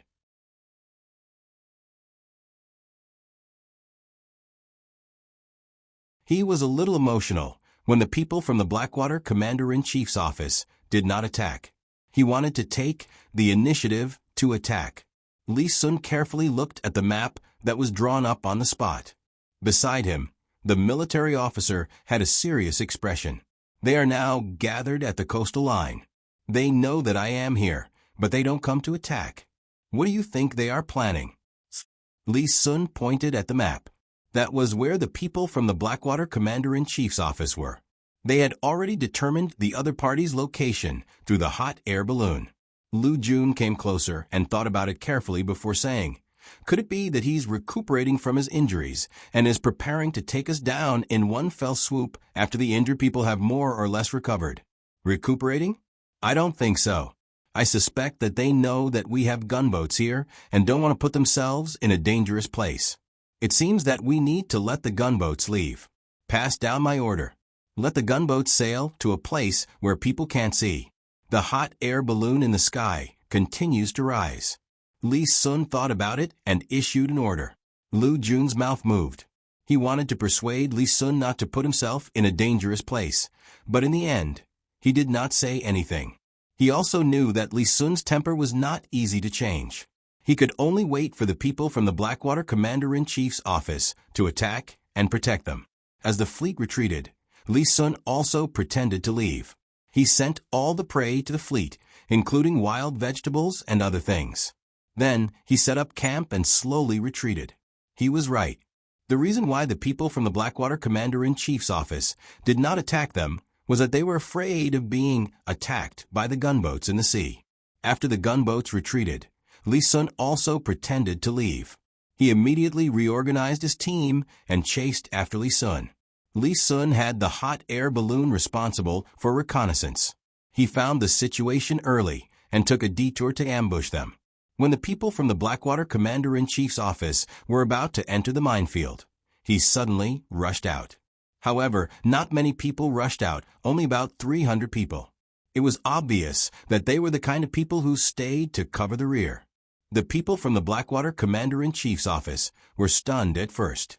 Seeing so few people, they ordered more than 2,000 people to continue to charge towards the 300 people.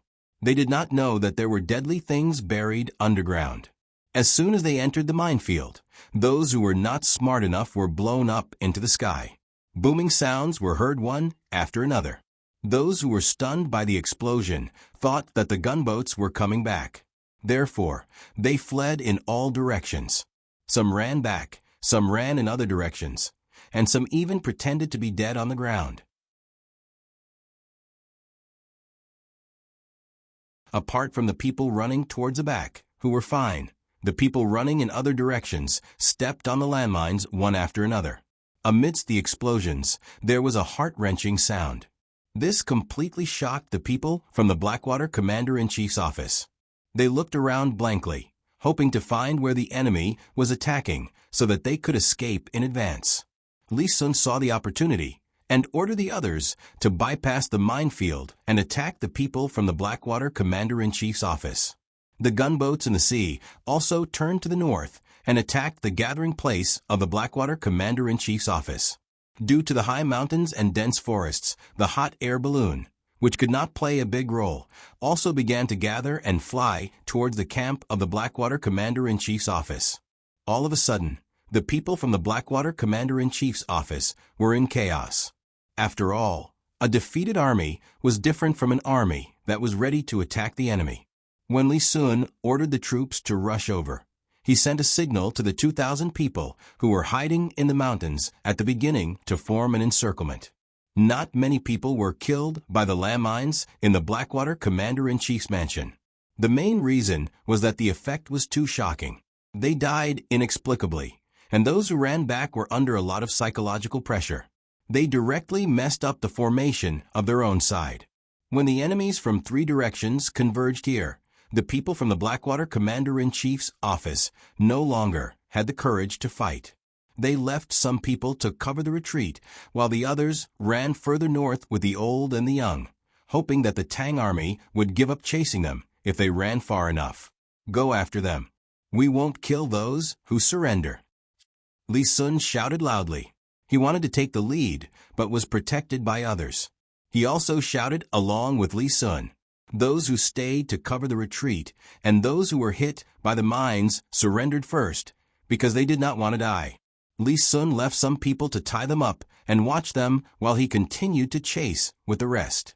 The people from the Blackwater Commander-in-Chief's office were unable to form a formation because of the chaos. Plus, there were the old and the young in the team, so they could not increase their running speed. The more they ran, the more anxious they became. The more they ran, the more tired they felt. Cries came from the team from time to time. The old people who could not run gave up first, followed by the women and the children. The cries and shouts of those who were willing to stay resounded over the beach and the woods. Li Sun did not chase fast. Every time he got close, he would slow down and watch the old people and the women. There were no children, who were all carried by adults. The chase lasted for half a day. The people from the Blackwater Commander-in-Chief's office wanted to hide after a certain distance, but they could not hide from the hot air balloons flying in the sky. What was more, they thought that they had run out of the Tang Army's sight, but in fact, they were still within the range of the Tang Army's telescope. Li Sun commanded his people to chase for another half an hour. Finally, he could not run anymore. The main reason was that he did not have to catch up with the enemy at one time.